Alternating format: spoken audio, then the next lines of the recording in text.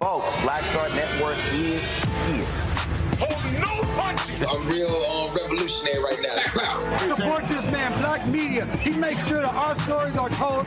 Thank you for being the voice of Black America, Roland. Stay black. I love y'all. All momentum we have now, we have to keep this going. The video looks phenomenal. See, this difference between Black Star Network and Black-owned media and something like CNN. You can't be Black-owned media and be scared. It's time to be smart. Bring your eyeballs home.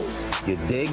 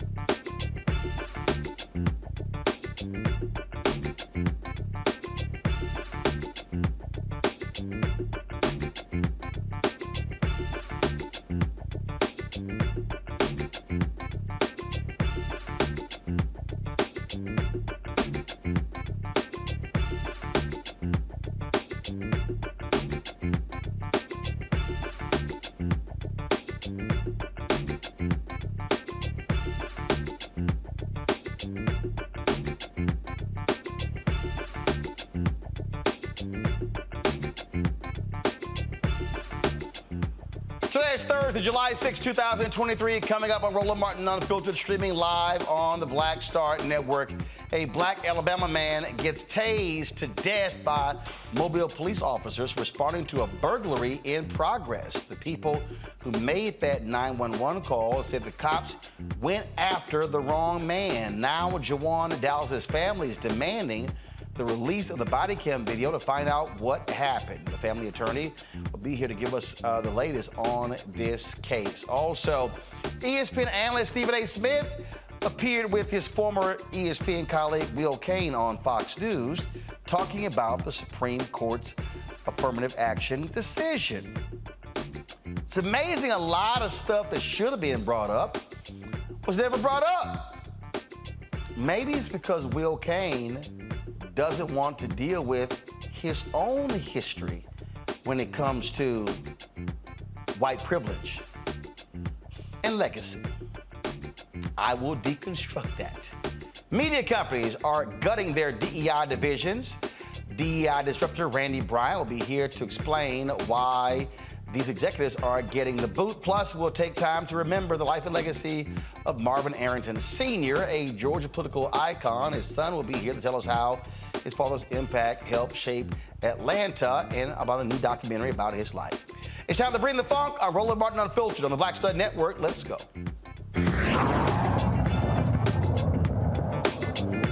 He's got it. Whatever the miss, he's on it. Whatever it is, he's got the scoop, the fact, the find. And when it breaks, he's right on time and it's rolling. Best believe he's knowing.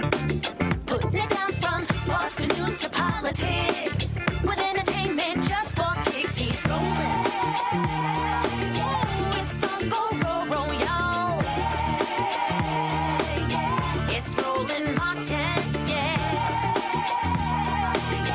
Rolling with Roland now. He's funk, he's fresh, he's real, the best, you know he's Roland Martin now.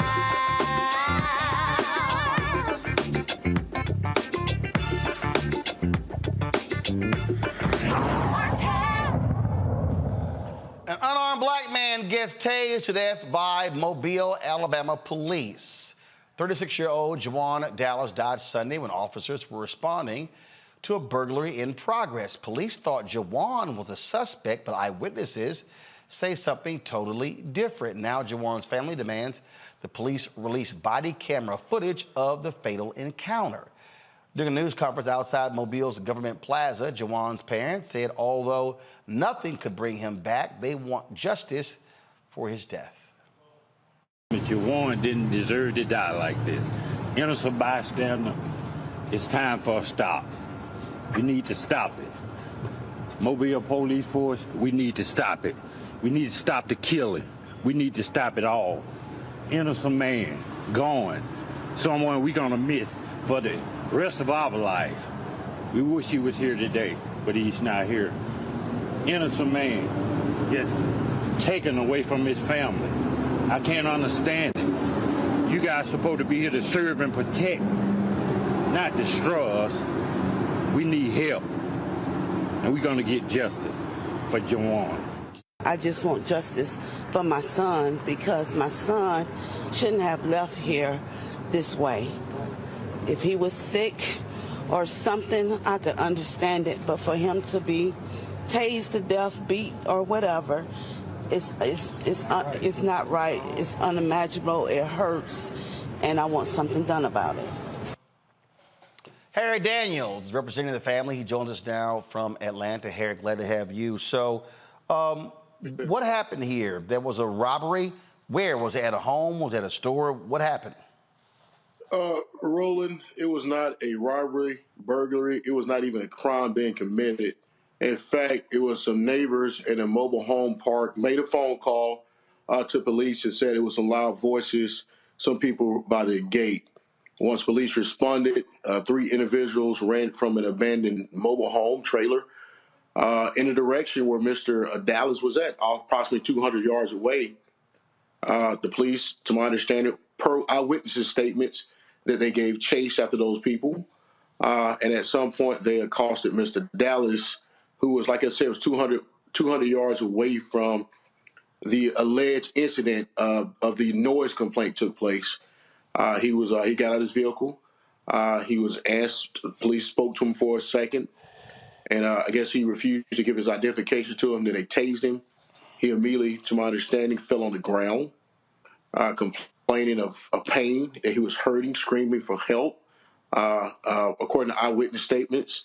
And these are uninterested eyewitnesses who were there, who saw this whole thing, that Mr. Dallas was being beaten. In fact, the two individuals who made the initial phone call stated that he was being beaten, and they begged police to stop. He was subsequently tased, and Roland, he died. He died of being tased. First off, he was never a person of interest. He was not a suspect. He might have been a suspect in the police mind, but under the Constitution, under the laws of Alabama, he was no reason suspicious to believe he committed a crime. So he had an absolute right to walk away. But in Alabama, in Mobile, Alabama, a black man there don't have a right to walk away. And he was stopped, accosted, beaten, tased, and today this young 36-year-old father of three is gone. What has been the response so far of Mobile police? Well, they initially gave statements that it was a burglary committed and two suspects. He's one of the suspects. Obviously, the eyewitness account's position is different. And in fact, the people who called the burglary, who called it, law enforcement said they never reported a burglary at all. They never reported a burglary. So the basis and the premise of what they initially said is false. It's fraud. It's fraudulent. I mean, at the end of the day, now that you have these eyewitnesses who refused to speak with them at the beginning, now spoke to the attorneys in the news and given their accounts and statements and stories. And these are Roland, these are uninterested witnesses. Let me be very clear. These are uninterested witnesses. These people don't have a dog in the fight. These are some older Caucasians, young, don't have a dog in the fight. Don't know Mr. Dallas from a can of paint. But they are stating what they saw, and they are consistent in their statements, which makes credibility high for all those witnesses. We do not believe the position of law enforcement. They have not released this video. We have asked the release of this video. We are actually petitioning for the family to come in and review this video, and hopefully we'll have information on that real soon. But Roland, this is bad. This man was an innocent bystander who's now dead, simply been at the wrong place at the wrong time, and the Mobile Police Department is trying to cover it up. Who was investigating this? Well, we don't know. We don't know. I don't know if they investigate themselves or the Alabama State Bureau of Investigation, but I know what we're going to do. We're actually petitioning the Department of Justice to come in for them to investigate it. This is the exact type of case where the Department of Justice need to be involved, be invoked, and work swiftly. We don't need a prolonged probe. We need a quick action from the Department of Justice to come in and do an investigation. You have a man who, for all accounts, from all witnesses, had nothing to do with the initial call. He should not even been approached. And the police, they have a right to approach, but they don't have a right to detain a person who was there no reason suspicion. You have a right to walk away. That's what we call a first-tier encounter. But when he chose to walk away, they chose to use a taser, a less than lethal force, and Roland, be very clear. It's less than lethal, but yet, nevertheless, it is still lethal. Taser kill a lot of people every year in the United States. Make no mistake about it. And they use that less than lethal force, that taser, and here's the result we have today. So we don't know who's done the investigation. We don't know if it's the city of Mobile or Alabama State Police or Bureau of Investigation. But we're calling on an independent investigation, at minimum by the Department of Justice. All right, then. Harry, we appreciate it. Just keep us abreast of what happens in this case. Hey, man, hey, thanks a lot for coming on, Roland. Have a good one. Appreciate it. I appreciate it, Harry. Thanks a lot. All right, folks, got to go to break. We come back. We will talk about a number of stories. One of the things that I'm going to really delve into, this deconstruction of the Supreme Court Affirmative Action decision. Isn't it amazing how these white conservatives are gloating and they're like, race shouldn't be used? Whenever it's dealing with race and white people, they're mighty silent. Yeah. I wonder why. That other stuff we'll cover. Don't forget, if you're watching on YouTube, hit the like button, folks. Also, download the Black Star Network app, Apple phone, Android phone, Apple TV, Android TV, Roku, Amazon Fire TV, Xbox One, Samsung Smart TV. You can also join our Bring the Funk fan club. Your dollars make it possible for us to do what we do. Send your check and money orders to P.O. Box 57196, Washington, D.C. 20037-0196. Cash App, $RM Unfiltered. PayPal, R Martin Unfiltered. Venmo is RM Unfiltered. Zelle, Roland at RolandSMartin.com. Roland at RolandMartinUnfiltered.com. And be sure to get a copy of my book, White Fear, How the Browning of America is Making White Folks Lose Their Minds. Available bookstores nationwide, Amazon, Barnes & Noble. Download your copy on Audible. We'll be right back. Hatred on the streets, a horrific scene, a white nationalist rally that descended into deadly violence. White people are losing their damn minds. As an angry pro-Trump mob storms the U.S. Capitol, we've seen shooting. We're about to see the rise of what I call white minority resistance. We have seen white folks in this country who simply cannot tolerate black folks voting. I think what we're seeing is the inevitable result of violent denial. This is part of American history. Every time that people of color have made progress, whether real or symbolic, there has been what Carol Anderson at Emory University calls white rage as a backlash. This is the rise of the Proud Boys and the Boogaloo Boys. America, there's going to be more of this. Here's all the Proud Boys, guys. This country is getting increasingly racist in its behaviors and its attitudes because of the fear of white people. The fear that they're taking our jobs, they're taking our resources, they're taking our women. This is white fear.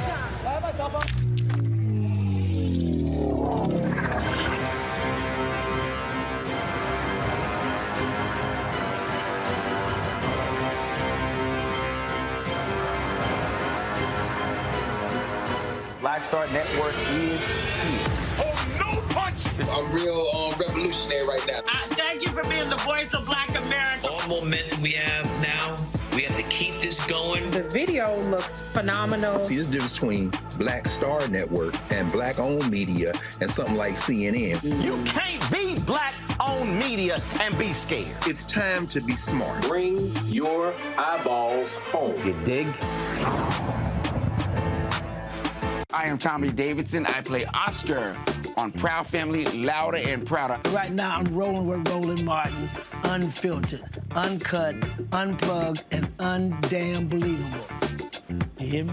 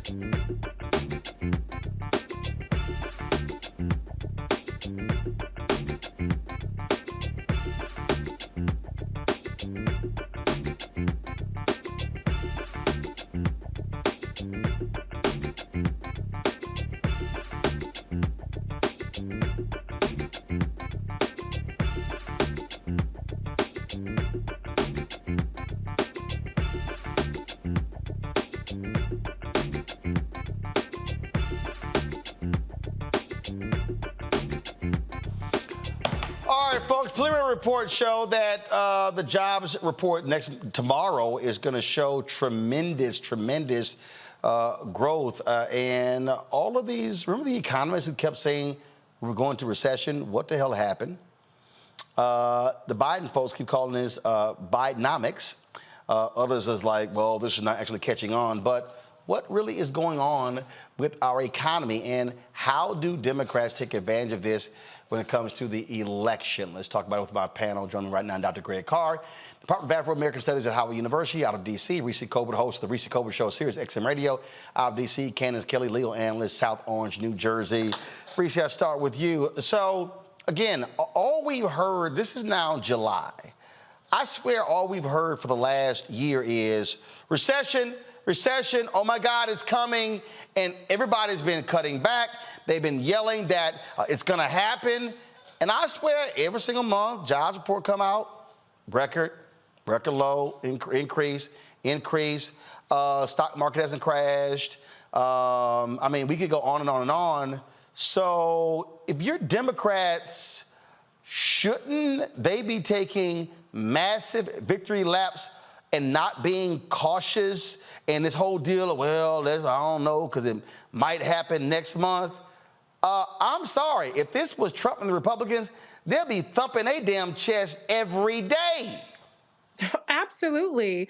I think what the Democrats should be doing is what Governor Gavin Newsom did when he completely wiped the floor with the interviewer, I can't recall exactly who. Sean Hannity? News. Yeah, there you go. With Sean Hannity, and he should just really, they should be out there doing a victory lap. We have Republicans who are running on the Trump economy, which lost jobs like every other Republican president has done. The Democrats throughout history have always created more jobs, and the Bidenomics is booming. Unfortunately, because we have things like inflation, and you have some Democrats who do nothing but tout how today is a good day to cancel student debt or bemoan the fact that we don't have $15 minimum wage, the Democrats don't always take the kind of credit that they need. I do think that the Biden-Harris administration is strong on at least trying to tout these results. They're always sending out people to talk to different media outlets, but unfortunately, it's the inflammatory that gets the coverage as opposed to the success. So I think that Democrats really need to figure out a way to break through that messaging and to take that messaging directly to the people. I want to see calculators. I want to see memes. I want to see graphs. I want to see video content. I want to see, interviews with diners at Roscoe's House of Chicken and Waffles or something like that. That's what they need to be doing in order to tout this success. And yes, it's a mixed bag, but the reality is people ain't hurting for jobs these days. Candace, I think for a lot of folks, again, especially when you talk about a lot of these Democrats, there's just sort of this just unwillingness to go hard and to take credit. I go back to when Obama was president. The White House sort of had this attitude of, oh, the folks will figure it out. No, they're not going to figure it out. I mean, you have to tout, you have to trumpet what you've done, and you have to be, unwilling unwilling, like I say, to take credit. I mean, you've got to fight, and you got to be willing to take folk on and expose their lies. Reese made a point about California Governor Gavin Newsom going on Sean Hannity's show, and this is exactly how you swing against these fools. For our president, I have great confidence. But you know what? Wait, hold on for a second. Here's a video. I think his policy. Guys, pull the video up. I have Here we go. great confidence in his I don't want him to fail. Been able to accomplish. I think his policies are failing.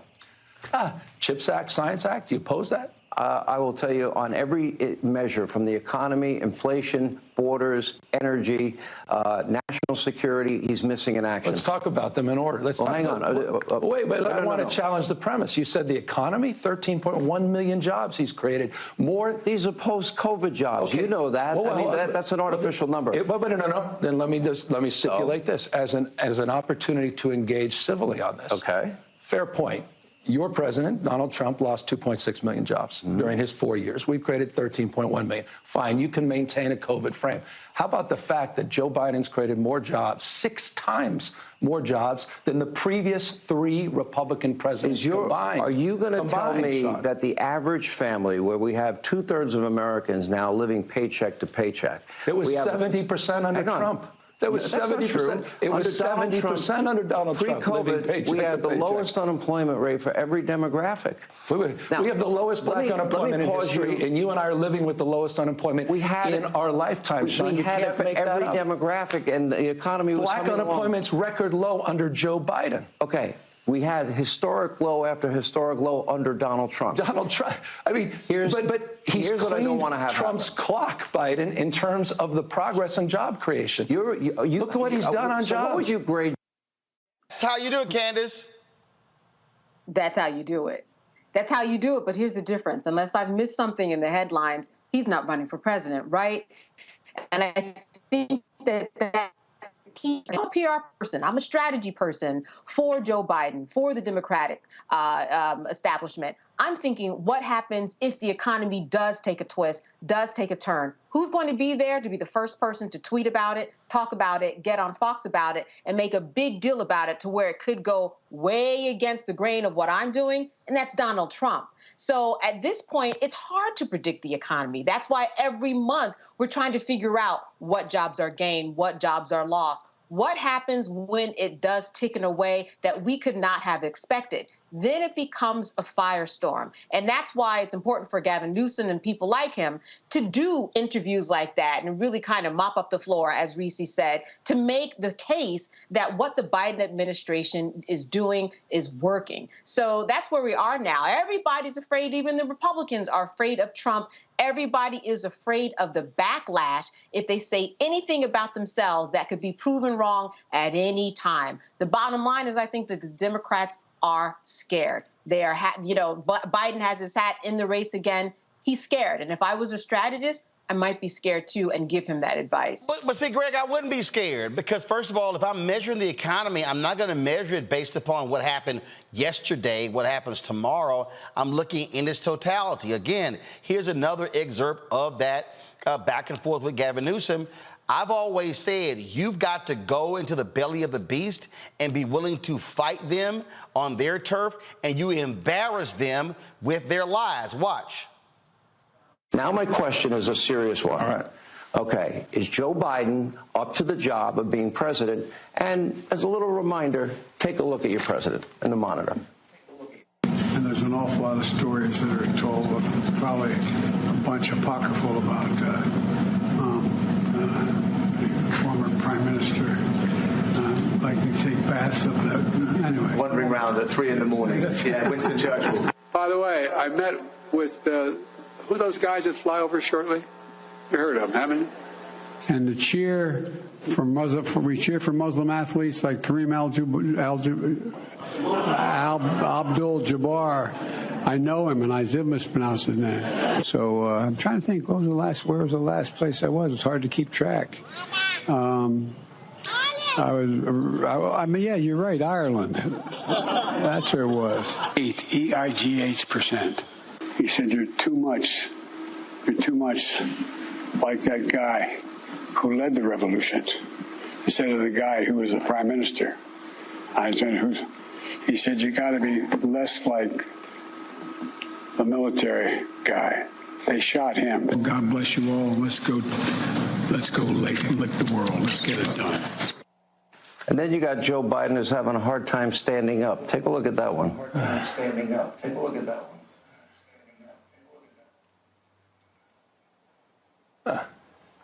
I want you to tell me that you think he is cognitively strong enough to lead this country against China, Russia, Iran, North Korea, and a new axis of evil, and that he's the guy, he cannot articulate the economy the way you just did. Yeah, but I don't think he's capable. I know he's capable. I see results. I've seen a masterclass in results the last few years. See, Greg, again, what you don't is you don't entertain the stupidity. And I think, again, there has to be a constant state of being on the offense. You don't play defense. You play offense. And you hit and you hit hard. You do what Vice President Kamala Harris did at Essence Festival, where she said, oh, we had infrastructure week every single week under Trump. We got it done. Here are the buildings, here are the bridges, here are the roads, $600 billion. That's how you do it. And so you can't be scared to tout what you've done because, frankly, a lot of folk simply don't know. No, that's true. A lot of folk don't know, and many folk, it wouldn't change how much they know or not in those conversations. I mean, you got to have money to go to Essence Fest or borrow some, and therein lies the problem. Sean Hannity knows what he's doing. The white nationalists know what they're doing. The midterm elections in 2022, the voter turnout was a little over 52%. 52% of the people who were eligible to vote in the United States of America voted. So what about that other 48% or 47%? Is it going to make a difference if you run out those numbers? If you show the logic, it probably would. Would it be enough to win? Well, clearly the Democratic Party doesn't think so, because they are putting all their eggs in the basket of a propaganda war that they're afraid to get into with the white nationalists, because the white nationalists understand that it doesn't matter. Yes, unemployment is a very low. For the first time since they've been taking numbers, the way I understand it, black unemployment was under 5% in April. This is when, by the way, we could use our good friend Bill Spriggs, and I know you and I and a bunch of other folk are going to be on Howard University's campus, the law school, for his memorial on Saturday. But I'd love to hear what Bill or economists would have to say about the difference between unemployment and inflation. And while people may have, everybody who wants a job can have one, how many jobs do you have to work once you look at the prices in the grocery store? Economics is about more than having a job. Economics is about how you feel about your life. And what the white nationalists understand is that there are people who are gainfully employed who will vote against their class interest if you can just run the red flag of race up there. And logic has very little to do with it. When you add that to the fact that everybody who can vote doesn't vote, what the Democrats have been doing, and they've been doing it for many years, is trying to figure out some kind of calculus at the center of which is the idea that people are disengaged politically. Now, yeah, you've got to go on an all-out assault. You've got to engage in a propaganda war. As W.B. Du Bois said over a century ago when the Atlanta White Riot took place in 1906, he said, I thought the world was thinking wrong about race, and if we run these statistics out of here, it'll change everybody's mind. Then I saw a black man's knuckles in the butcher shop, in the window of the butcher shop where they had killed him, and I saw the white boys with guns, and I realized this ain't about information, it's about propaganda. Hannity understands that. Well, and I think also, again, you challenge folks and you let those know who don't know, especially when it comes to the economy. Here's another exchange here between these two that I thought was perfect, and that a lot of these broke-ass politicians from these red states seem to keep forgetting. This is the honest way to be the fourth largest economy in the world. What are you arguing for? Mississippi's economic policy? Is that, I mean, literally, that's what you're arguing for. Me, if I wanted the great Sam Brownback's Kansas policy, I mean, it was a debacle. No economic growth. 71% of the GDP in America are in blue counties. I would 71% of the GDP in America are blue counties. Progressive policies. Okay, that are paying high taxes, and 71% of the country's wealth. 7 of the top 10 dependent states. Let's say you're right. States. Let's say you. No, we're subsidizing your states, Sean, because of your policies. I'm in New York. You're not subsidizing anything from me. But your philosophy. I'm getting the hell out of New York, though. Mississippi, Alabama, I'm all for it over New York or California. Yeah. I mean, I love Mississippi. But what you say, I'm sure. Look, it's not personal. No, this is the honest way to be the fourth largest economy in the world. This is why I thought that was so great because. Again, he's like, oh, I'm getting the hell out of New York. I'm going to Mississippi. No, you're not. You know why Sean Hannity's not going to Mississippi? Because their health care sucks. He's not going to Mississippi because, frankly, he knows the education of people there suck as well. And again, when I talk about the infrastructure bill, right now, you've got all these Republicans who are claiming credit for the billions and millions and billions in federal dollars coming because of broadband, and they voted against it. This here is Jessica Tarloff on the 5. Again, this is how Democrats should be responding every single day. But I think it's wonderful that there are new boom towns and boom states, and I think that that should be celebrated. I also think that it would be great then if there are these southern Republican-controlled states that they start paying their fair share and take care of Alabama, Mississippi, Arkansas, and Kentucky, because I'm sick of taking care of them from up here in New York or in California, because blue states pay the highest taxes, and then those federal dollars get shipped down south to make sure that they have decent schools, they have health care, they have good roads, et cetera. So by all means, South Carolina, Nancy Mace, who wants to take credit for things she voted against, please give some money to Kentucky, help them out. Tommy Tuberville, talk about you all the time. You should be paying more and taking care of your own people instead of feeding off of Democrats that pay higher taxes. Ugh. But I think it's wonderful that... Now, see, Reese's smiling. That panel was real damn quiet. It was real hard for them to counter that. And again, that's the thing that, look, I've said this when I see Nikki Haley tweeting and Tim Scott, I'm like, yo, y'all talking about big government, California, all the places, without, as Gavin Newsom said, without blue counties, they broke. South Carolina, they need the money from the federal government. Mississippi, Alabama, all of these places. My deal is, hell, you Democrats, you ain't gonna win them anyway, so punch their ass in the mouth. but they're not going to cut them off. They're not going to cut them off. See, understand, this is the problem we have. They're not going to cut them off. We understand the white nationalists are playing for keeps. This is the end of their funky experiment, Roland. Please, we have to understand this very seriously. You saw that ruling that Judge Doughty in Louisiana gave out on Tuesday about this. They are blocking the Biden administration's ability to interact with these social media companies because they understand weaponized ignorance. Reese been trying to teach us this for years.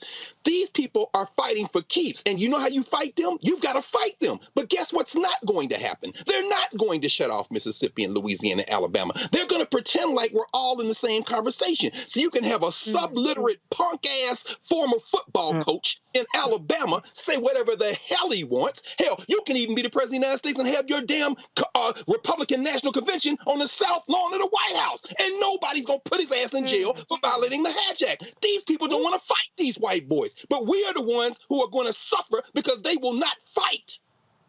And that's why, Reese, I've said when Obama was there, Affordable Care Act, go to the brokest, whitest, reddest state and say, I passed this law because you're the brokest, you're the sickest, you're red, and now you go ask your senator why he voted against it. Biden should be sending Kamala Harris all around the country to all, she should be doing a tour of Alabama saying, hey, why did your senator vote against the broadband money he's now taking credit for?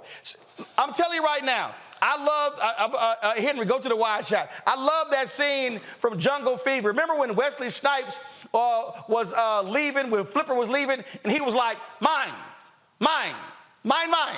Mine, mine, mine, mine. He was going through all the architecture stuff in mine. That's what Democrats should do. They should say, we passed that shit, that one, that's ours, and they should have big-ass signs made possible by President Biden. Trump put his he signed checks. That's what you do. You take credit for everything. Absolutely. If you don't take credit for it, the other side's going to act like it never happened. And the mainstream media is not interested in reporting results. They're interested in perpetuating narratives that keep people engaged. Even that, though, is failing. Look at CNN flailing. Look at numbers down across the board, including for Fox News. The reality is that the Democrats are scared shitless. They're scared of being dragged on Twitter. They're scared of being dragged in the op-eds. They're scared of being dragged by the commentators. You're going to get dragged anyway. I think to Candace's point, they are scared about what if the numbers turn. If the numbers turn, even if you've predicted it right 100% of the time beforehand, they still gonna drag your ass. So why are you acting scared? I think that they need to just boss the fuck up. They need to man up, woman up, whatever it is, punch a couple people in the mouth rhetorically, and let people know that what's at stake if you get this party versus that party. And the receipts are the receipts. I agree that we're not in an information war because people have the attention span of 16 seconds. If we posted this clip on Twitter people would watch it for 16 seconds at most. Some of them 6 seconds. So we're not in a way that we can win the information war. But cumulatively, I strongly believe this, and this is what my work is rooted in, and I believe what your work and all our work is rooted in, is that cumulatively, you can connect the dots for enough people to at least win on the margin. See, we don't have to get everybody. We never are going to get everybody. Republicans know that they aren't going to get everybody, and so they have, like, with laser-like precision, tried to knock off the margins, knock off a couple of college students, knock off a couple of elderly people, knock off a couple of black people, gerrymander here, do this, that, and the other, and they can get over the finish line. That's what we need to understand. We're not going to get everybody. Every message is not going to resonate with everybody. Everybody is not going to read a fucking fact sheet, a PDF that's 100 pages. Everybody don't need 100 talking points. But if you reach enough people cumulatively, consistently, relentlessly, with enough force, you can make the difference. The problem is the Democrats want to be on this fake ass high horse, that they're so much more civil, they're so much more inclusive and above the fray, and that's all fine and dandy, but it's the economy, stupid. And it's malpractice that you have this booming economy by every metric, and yet people still feel like the economy is in the toilet. So there's a propaganda war. I totally agree with you, Dr. Carr, that we're losing. But the thing about it is, you can't fake the receipts, and it's just spectacular the amount of things that they've accomplished in such a really dysfunctional government with the Supreme Court and the Republicans blocking everything. I would be singing my own praises. I would be tooting my horn every damn chance I get. And the one last thing I want to say is to Candace's point about Gavin isn't running. We used to have a party where you didn't have to run for president to get your ass on TV and talk about how good the Democrats are doing. The Republicans don't need to be running for president. All the people that are running for president still tout the Trump economy. And so what we need to stop doing is we need to get out of this, well, it's going to be my turn in a couple of years, so I don't want to amplify President Biden. I don't want to amplify Kamala Harris. I want to just make sure that everything else is minimized so that I can take credit and come in and be the savior for 8 years. We got to deal with the election that's coming up next year. It's Biden and it's Harris. And so everybody get information and get your ass on Sean Hannity, on Joy Reid, on Roland Martin Unfiltered, on my show. Hello. And let's get the message out to the people and connect these dots. And let me be real clear. Former First Lady Michelle Obama said, when they go low, we go high. Damn that. When they go low, punch their ass in the knees. And when they get you in the shin, punch their ass in the ankles. No Damn question. that. I ain't with all that. No, we gonna go high. No. I'm gonna bust your ass straight like I'm about to do next after this break. I'm gonna bust Bill Kane's ass for that embarrassing segment he did with Stephen A. on Fox News last night. That's next on Roland Martin Unfiltered. Y'all might want to buckle up on the Black Star Network. My early days on the road, I learned, well, first of all, as a musician, I studied not only piano, but I was also drummer and percussion. I was all city percussion as well. So I was one of the best in the city on percussion. There you go. Also studied trumpet, cello, violin, and bass, and any other instrument I could get my hand on. And with that study, I learned again what was for me. I learned what it meant to do what the instruments in the orchestra meant to each other in the relationships. Right. So that prepared me to be a leader. That prepared me to lead orchestras and to conduct orchestras. That prepared me to know to be a leader of men, they have to respect you and know that you know the music. You have to be the teacher of the music. You have to know the music better than anybody. There you go. Right, so you can't walk in unprepared.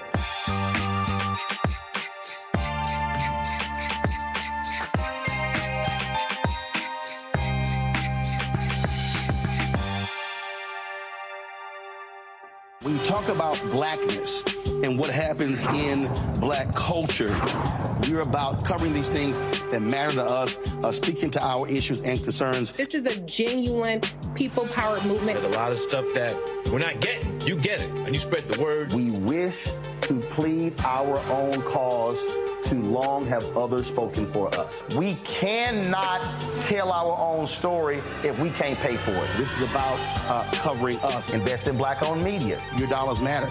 We don't have to keep asking them to cover our stuff. So please support us in what we do, folks. We want to hit 2,000 people, $50 this month, raise $100,000. We're behind 100,000, so we want to hit that. Y'all money makes this possible.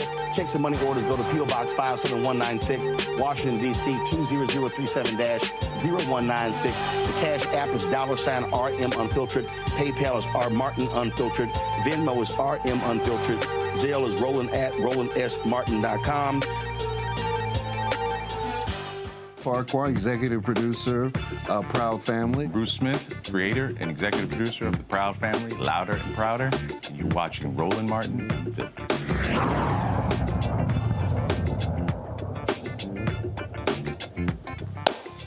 All right, folks. So in the wake of the Supreme Court's decision preventing race from being used in college admissions, oh my goodness, these white conservatives are just loving this. They're beside themselves, and I love it when they talk about merit. It shouldn't be about race. It's about merit. See, whenever it involves black people or Latinos or Native Americans, in some case Asians, they always go, look, this cannot be about race. Yet, whenever it involves folks who are white, they are stunningly silent.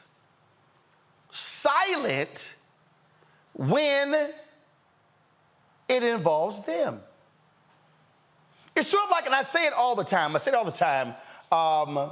you'll see a story and they'll say, the president meets with a group of black pastors. But when it's a group of white pastors, they don't say nothing. They just call them pastors.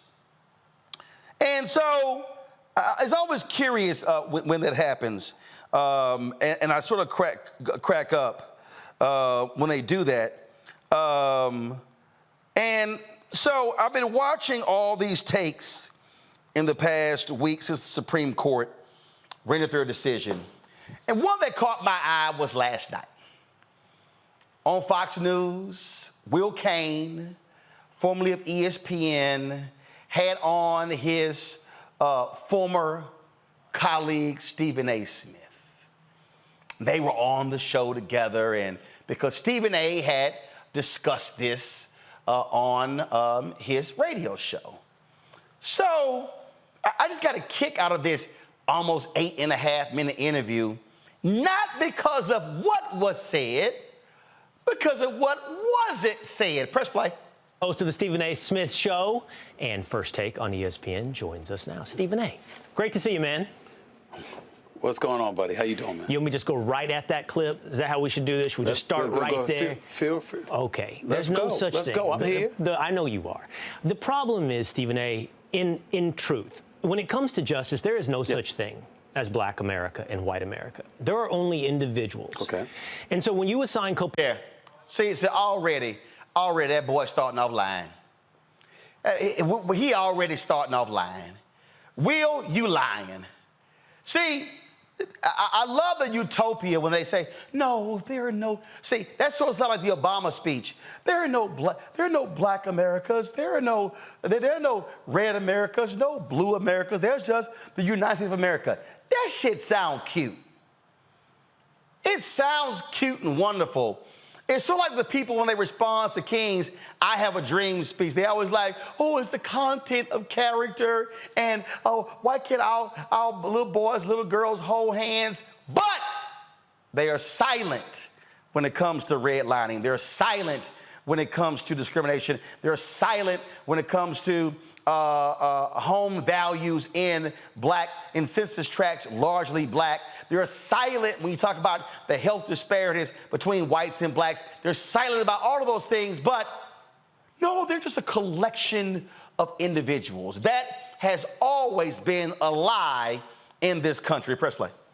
Ability to individuals of the past, to individuals of today, there's simply nothing to hold anyone accountable for.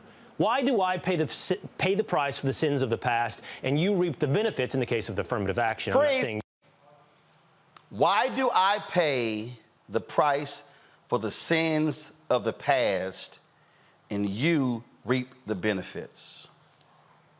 I want y'all to remember those words. I want you to remember those words. Press play. You had affirmative action, but you as a black man would reap the benefits of affirmative action for the sins committed on someone of the past. We are only, in the end, Stephen A., individuals. Well, first of all, I get where you're coming from, and I can understand how you would look at it that way. You have to respect the fact that I have a different cultural background, a different experience than you, and I might feel a bit differently about it. What I would tell you is this. There's so many people, and the people that have been supportive of the Supreme Court's latest ruling are of the mindset that blacks were getting an unfair advantage. What black people would contend to you is that it wasn't an unfair advantage. Remember, race was a consideration, one of many considerations that would be taken into the equation when you talk about college admissions, and I think ultimately diversity, equity, and inclusion is next, personally, when you think about some of the things that have been taking place in corporate America. But it wasn't that. It was an effort to sort of make an effort to even the playing scales to some degree because of the iniquities exacted against the African-American community in this country. It wasn't about giving them an advantage. It was about highlighting the fact that they were discriminated, meaning we were discriminated against at that particular moment in time, and that's why the policy was instituted to begin with. So when folks are walking around acting as if there is a reason to celebrate, and I'm looking at folks that are feeling like somehow, some way, they've been shortchanged, my mentality is, wait a minute, the policies were implemented to begin with because the African-American community was being shortchanged, and they were being denied the same privileges or the same opportunities that were accorded to white folks in America. What I would say to that is you do not solve past discrimination by present or future discrimination, and there were certainly injustices under the banner of affirmative action inflicted upon individuals, whether or not they be white or Asian American. Stop right there. Really? Will just said there were injustices inflicted upon white people and Asian Americans when it comes to affirmative action. Will Kane, let me ask you this question. Who has been the greatest beneficiary of affirmative action since its inception? White women. White women.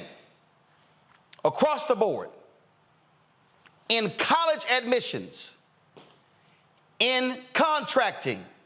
It is without a doubt white women and the white children they have bore and their white husbands and their white parents and white grandparents have been the greatest beneficiary of affirmative action since its inception. That's a fact. But that's what happens, Will, when you actually read and you seek true information. Press play. Harvard, in the situation at Harvard, an African-American student in the top 50% of his academic class, Stephen A., had just as good a chance as an Asian student or a white student in the top 10% of their class. Is that just discrimination?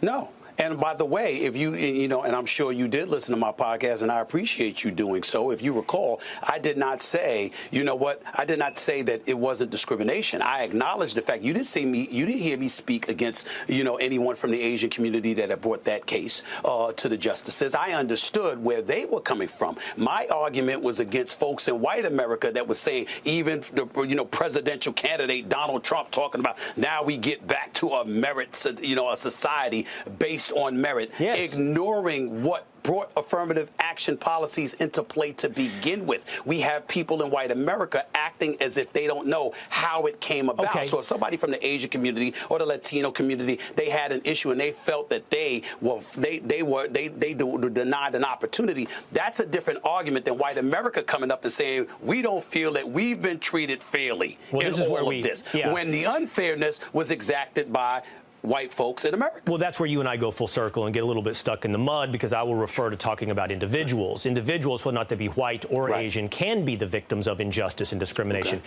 But I do want to ask you a sincere question. In the 1970s, when the program of affirmative action was implemented, Stephen A., at that time, the Supreme Court of the United States said there would be a day when it would no longer be required. When they re-upped it in 2003, they anticipated another 25 years of affirmative action. Well, we came just short of that. It's been 21 years since that decision was made at the Supreme Court. The question is, even if you're making up for past sins, Stephen A., when does it come to an end? When? Hell, Will, that ain't hard. It comes to an end when you have actually seen substantive change. On the federal level, of $560 billion being spent every single year, African Americans receive 1.67% of federal contracts. 1.67.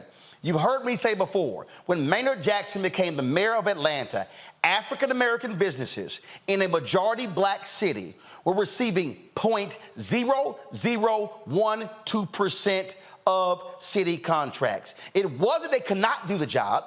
It wasn't they were not qualified. It was because they were being frozen out because of a white-led system that controlled the money.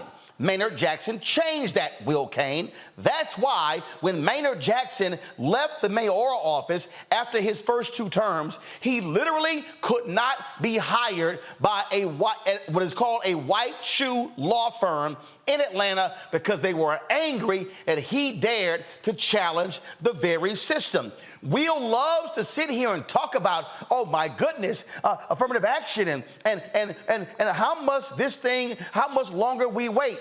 Taking into account this right here, when you talk about this issue of private equity in this country, nearly 99% of the trillions of dollars that are in private equity are controlled by white people, mostly white men.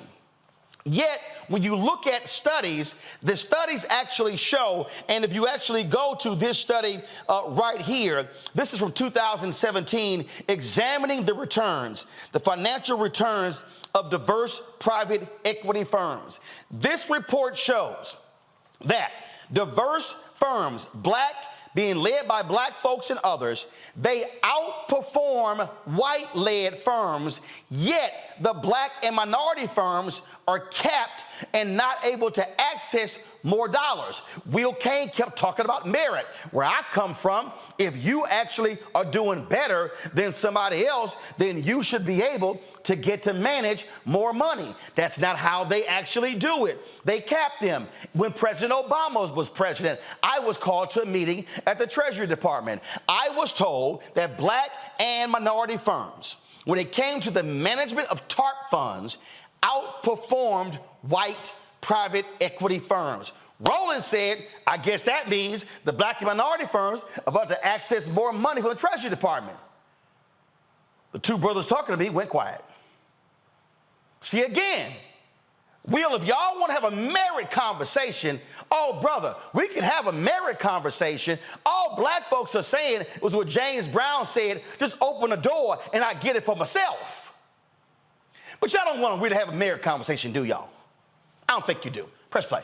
Do we stop discriminating on the basis of race?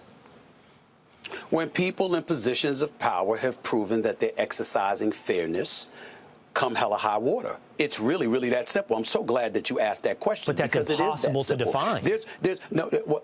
Again, when you're looking at numbers, for example, why did Yale in the 70s sit up there and say, we want 10% of our student populace to be made up of minorities? You know why? Because they knew without those rules, those laws in place, they didn't anticipate that that would be allowed. In today's corporate America, you still have folks. You have black folks being paid less than white folks. You have black women being paid less than white women. You have white women obviously deserving a lot of opportunities that they obviously richly deserve. They're getting paid less than white men.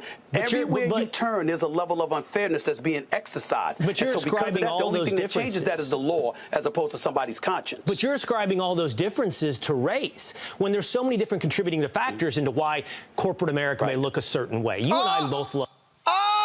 Oh my God. Oh, you're ascribing those things to race. Really? Go to my iPad. Right here. Study reveals how white households headed by high school dropouts are 3 times wealthier than black families led by a college graduate. A shocking new study reveals white American high school dropouts 3 times likely. The study also found that white college students receive more free financial handouts from their parents than their black counterparts. Black families overall are also less likely to receive a healthy inheritance payout. See, I love how Will Kane tried to do a little dance like, oh, no. There are other factors. Yes, Will, there are other factors because it's likely white boys like you who are in power who then are providing and giving jobs and opportunities to folk who are non-black. Uh-oh. Did I actually just say that?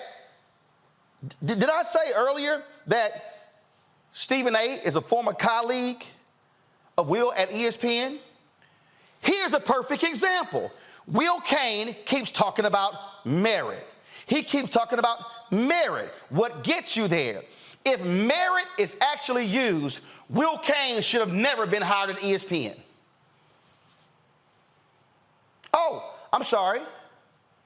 Shall I break it down? Will and I were at CNN together. Was Will Kane ever a reporter? Nope. Columnist? Nope. What was he? A lawyer who bought a couple of media companies. Did Will Kane do what Roland did? And that is appear for free for 4.5 years on CNN and MSNBC and Fox and BET and Court TV? Nope.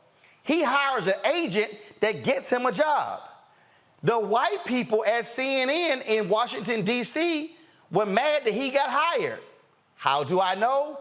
I overheard them say, where he come from? Who hired him? Oh, how did Will Kane know they said it? Because I told Will. Oh, yeah, I said, Will, the D.C. folks wonder how you got hired, where you came from. They questioning why you here. I told him that while we were shooting a pilot in D.C. So when his time at CNN ran out, all of a sudden you look up, Will's on ESPN. Wait a minute, hold up. How's Will Kane on ESPN? Has Will Kane ever played sports? Hell no. Not a professional. Has Will Kane ever reported on sports? Hell no. So how did Will Kane get a job at ESPN? Oh, y'all might see I'm hating. I'm not. We get along. I destroyed him all the time with his silly arguments. He was a nice guy. He was at the University of Texas. I'm with Texas A&M. But here's the whole deal. Go to my iPad. This is Will Kane's bio. Go to the bottom here. It says, Kane has served as a contributor for the National Review, guest hosted ABC's The View and MSNBC's Way Too Early. He has appeared on Fox News, MSNBC Morning Joe, HBO's Real Time with Bill Maher. He's a licensed attorney in Texas, resides in New York City. It says right here, before entering television, Kane financed, bought, and sold 2 digital and print media companies, and explains what that is. Nowhere in here does it say Will Kane has any sports experience whatsoever. So how did Will Kane be hired at the worldwide leader in sports? Because his agent was Nick Khan. And who was Nick Khan? The most powerful agent at CAA, who now is the CEO of the WWE. So let me explain to y'all how this system works in television. See, when you really ain't got no talent, but you got an agent, the agent represents other people. And the agent tells the execs, yo, listen here, if y'all want to re-sign my person, you got to pick this person here up. That's how Will Kane got hired at ESPN, because Nick Khan got him hired. If we're talking about merit, Will Kane should have never been hired to host anything at ESPN, because he had no background. He had no history. He had literally no expertise in sports. So how was he sitting across from Stephen A. on First Take? He did ESPN and left ESPN and got signed to Fox News. Well, how did that happen? Because he got the ESPN job. He got the ESPN job because of CNN job. Well, how'd you get the CNN job? Because you got the hookup. No experience whatsoever. But now, we want to talk about talent? And now we want to talk about, well, how do these things change? When do they change? Well, black people would love to ask, when does the world change when black people who are mediocre get great opportunities, to host national shows? You got a great head of hair, but let's be honest, your resume does not say you have the requisite experience to be discussing national politics. There's nothing in your resume that says that. Nothing. But we know how this works. That's how Abby Huntsman got hired at CNN. That's how Abby Huntsman got hired at MSNBC. That's how Abby Huntsman got hired at Fox News, because her daddy was the governor of Utah. No talent, no skill set. Same with Meghan McCain. No talent, no skill set. But my father. Do me a favor, Will Kane. Show me a black person with no talent, no experience, who all of a sudden gets hired for all of these major jobs. That's how you have a disparity in this country when it comes to income. That's how you actually see how white privilege works in America, Will Kane. Because you can't point to anybody black with a similar resume who had the same rise as you, or Tucker Carlson, or Abby Huntsman, or Meghan McCain. And I can go on and on and on and on and on. I can even go back to the days of Catherine Cryer, who CNN hired as a news anchor sitting next to Bernie Shaw. And all she was before was a Texas judge. Had never worked in a local market, was a one-man band, had never gone out to report. But all of a sudden, she became a main anchor because she was cute. And the execs liked her. Press play. Of sports, we both debated in sports. I could play turnabout as fair play and go, why aren't there more white NBA players? That must be discrimination. But we both know the answer is because merit has dictated who's in the NBA. And whatever's happening in society, and I would never, Stephen A., I would never sit here and say every decision made is purely based upon merit. But we aspire to that. We aspire to that. Right.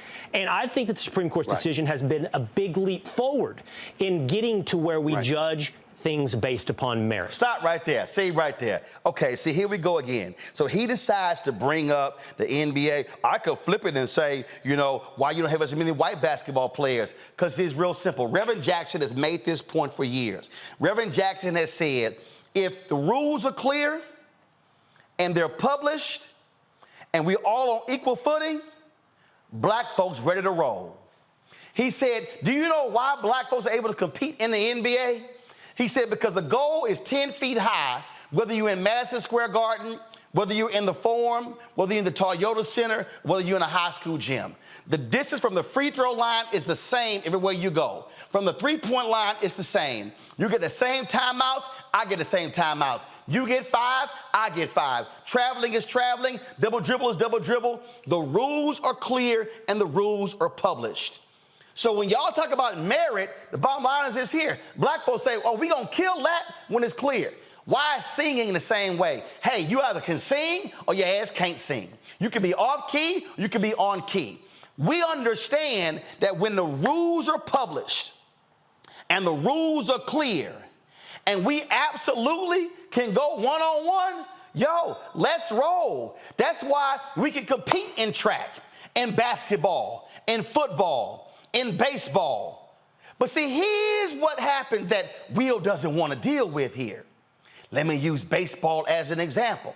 It's a lot of black kids with baseball talent, but they don't have the resources to hire the private coaches. They don't have the resources to play essentially professional ball on the traveling teams. They don't have the specialized coaches. And so even though you say, oh, no, but the rules are published, the rules are clear, we're all equal, but we're actually not equal, because when you start talking about resources, we're not in the same ball game. When we talk about education, the Will Kanes of the world do not want to own up to the reality that even the education system is rigged differently. Will Cain is a graduate of the University of Texas. There were some white University of Texas folks who were angry when black students were going to be first admitted. It was uncovered a few years ago in the documentation where they found the president of the UT said, y'all, don't worry about it. We've discovered our secret weapon. We ain't got to worry about these black students populating the University of Texas. And they said, what are you talking about? We know what the law is. Brown versus Board of Education, being desegregated. What are you talking about? He said, we don't have to worry because we've got standardized testing.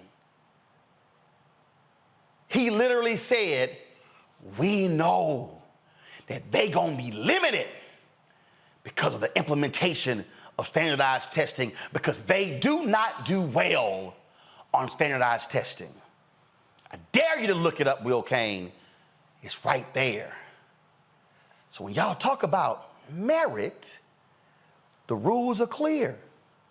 The rules are open. And that's why a Will Cain could get hired at an ESPN, because his agent hooked it up. Because the rules ain't clear. The rules ain't published. Because you got no skill set. You can't even carry the sports bag of a Stephen A. Smith or Jamel Hill or any of the black folks who are there, because they're an actual journalist.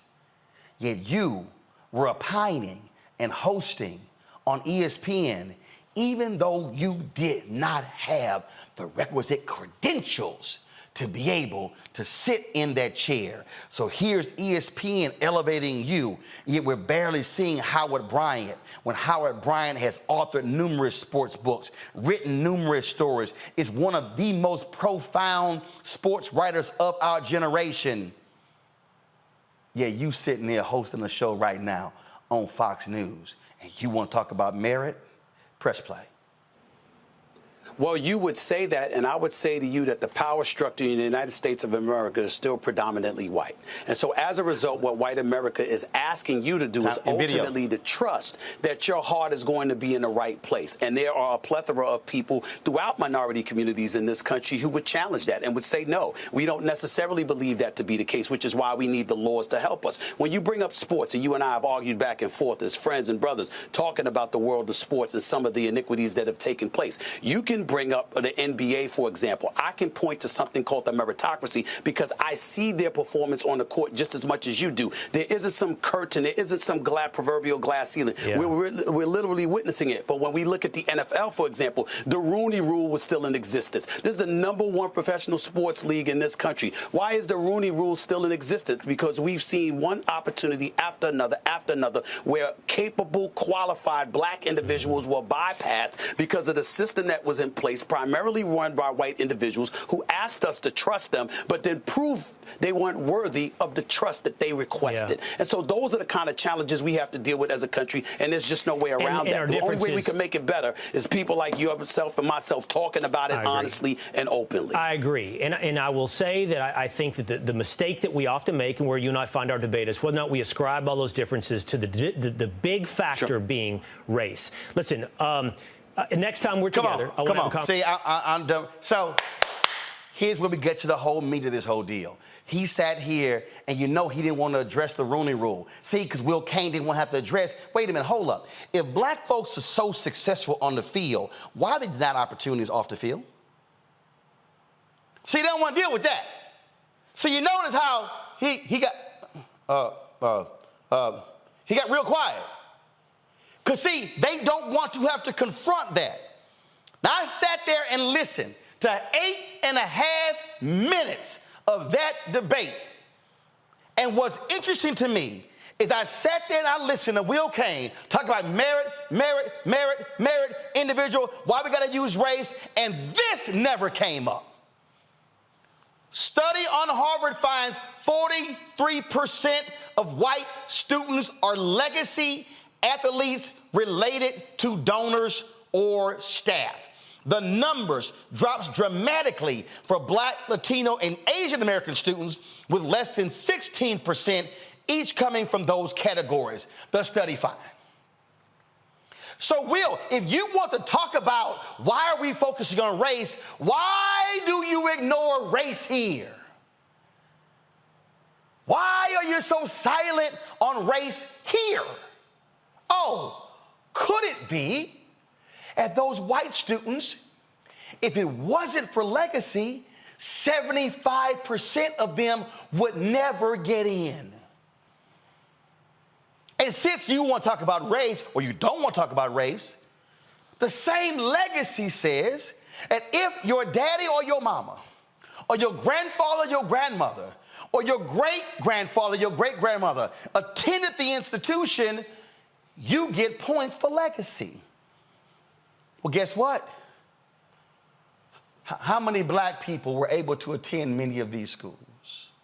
So that means a significant number, thousands, millions of white kids across America, Harvard, Yale, in the past at your alma mater, Will, University of Texas, at my alma mater, Texas A&M, legacy was allowed.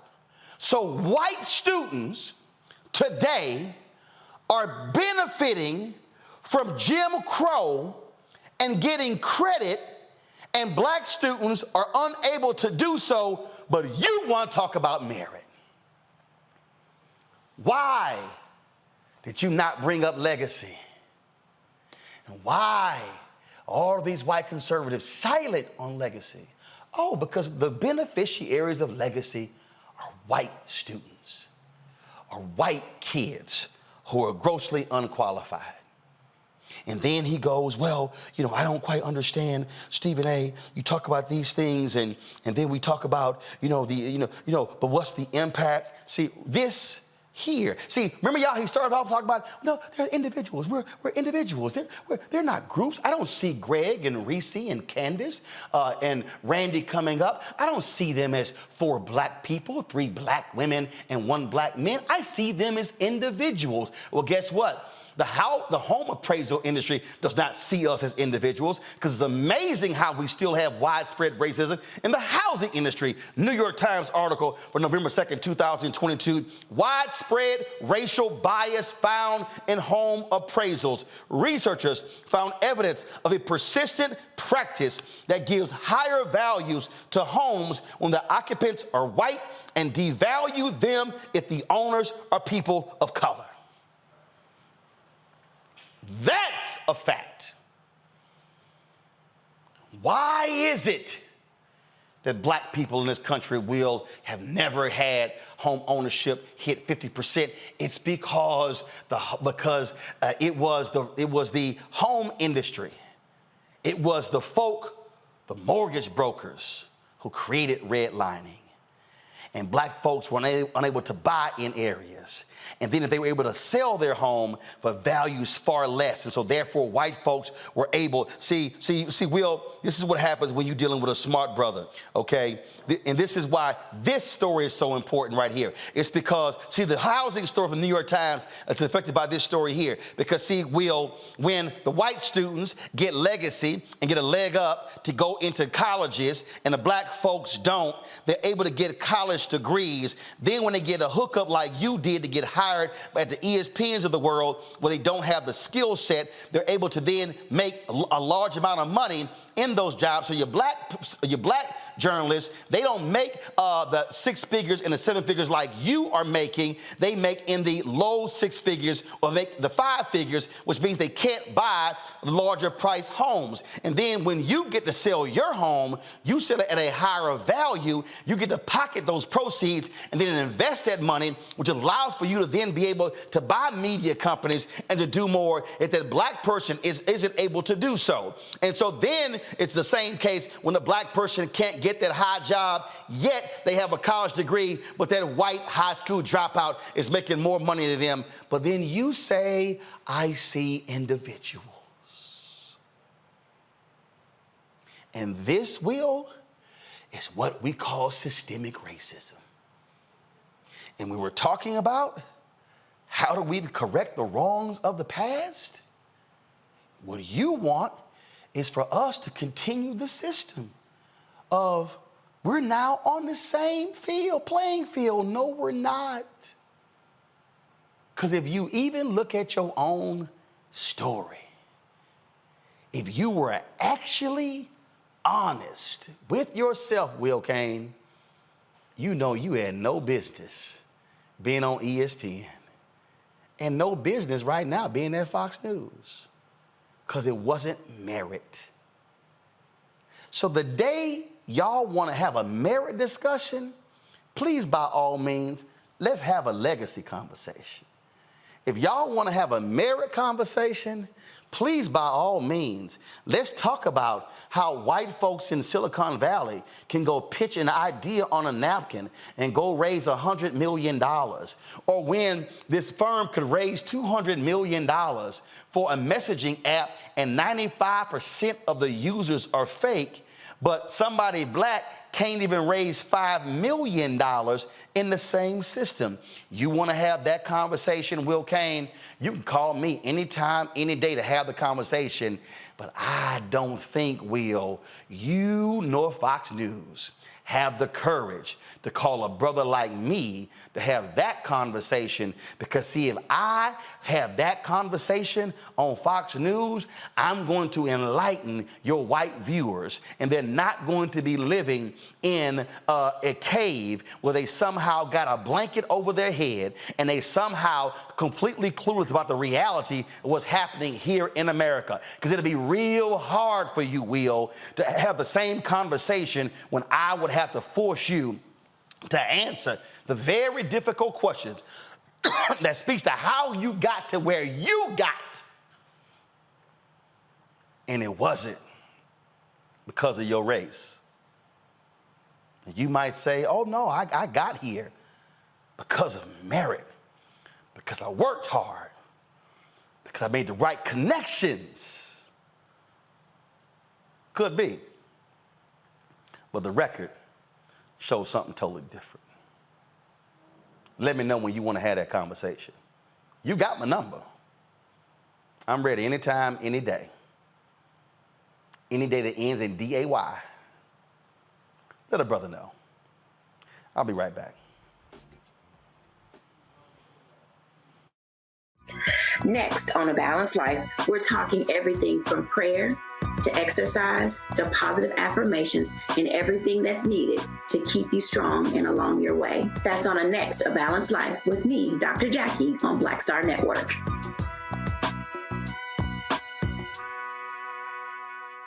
On the next Get Wealthy, did you know that the majority of households headed by African American women don't own a single share of stock? No wonder the wealth gap continues to widen. Next on Get Wealthy, you're going to hear from a woman who decided to change that. Have been blessed with good positions, good pay, but it wasn't until probably in the last couple of years that I really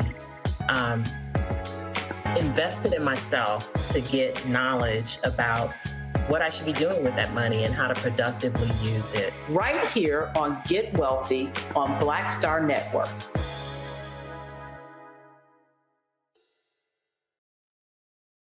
This is Essence Atkins. It's the Love King of R&B, Raheem Devon. It's me, Sherry Shepherd, and you know what you watch. You're watching Roland Martin, Unfiltered.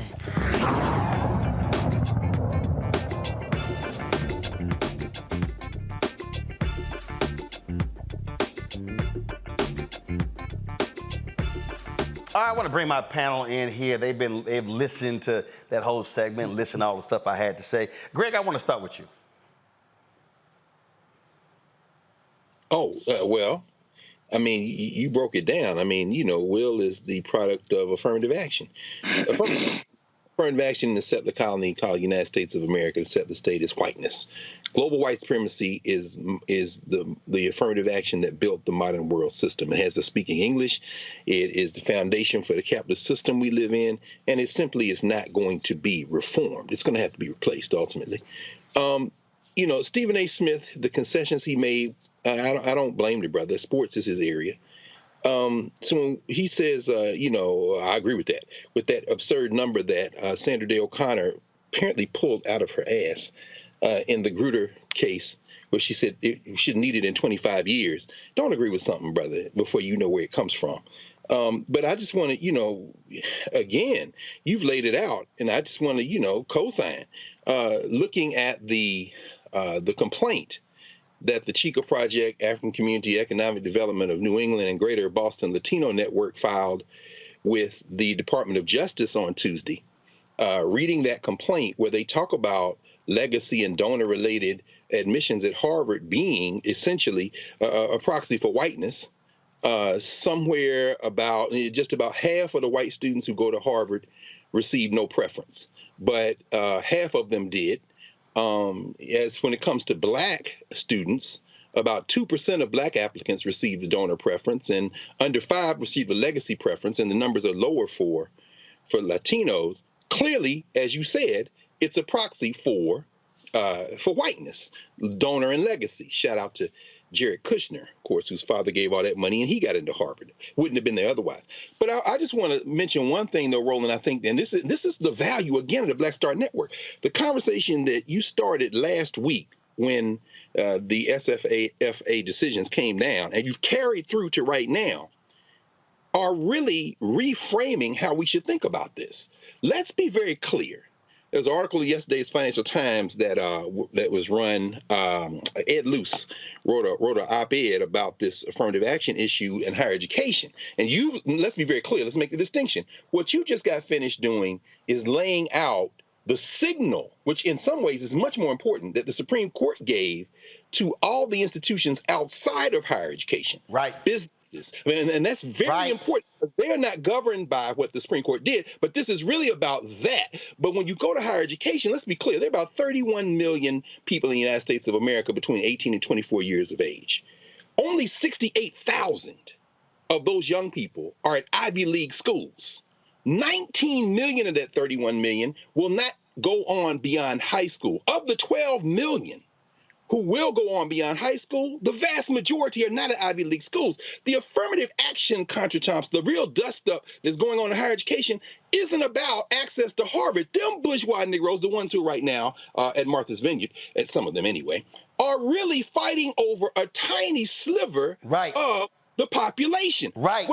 What you said last week, what Derek Hamilton said in the New York Times yesterday, what Natasha Warriku, who we had on the Black Table months ago, said in the New York Times yesterday, is this: we need to now build a floor under higher education, which includes debt forgiveness, a much bigger issue, by the way, that the Supreme Court kneecapped those student loans than the affirmative action getting into Harvard and UNC. We need to now put a floor under the HBCUs, expand access to community colleges, make it affordable. What they did last week is a fight among 0.5% of the people who are going to go to college. But what you did today is shift the conversation to where it really matters, which is what?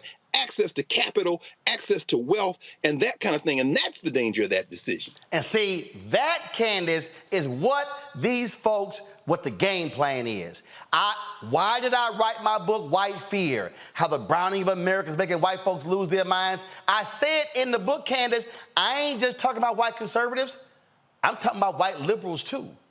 We're going to discuss that next with Randi Bryant on these DEI positions, how all of a sudden they're being cut and black women are leaving positions in Hollywood because you got white liberals who, let's be honest, they don't mind us being in some jobs, but then it's like, well, hold up, you in the C-suite? Hold, what's going on? See, that's what's going on here. And so the next battlefront is going to be DEI and the diversity and stuff that's happening in corporate America. Trust me, it's coming. You already see in Wisconsin, they're now trying to go after the minority scholarships because they don't want to contend with the reality. I laid out how black and minority firms are frozen out of private equity. Yeah, we give y'all a sliver. Yeah, y'all did great with that small amount, but you ain't getting the big amount of money. That's why a black private equity firm is suing BlackRock in New Jersey for freezing them out of the private equity dollars. That's why these things are happening. Everybody need to understand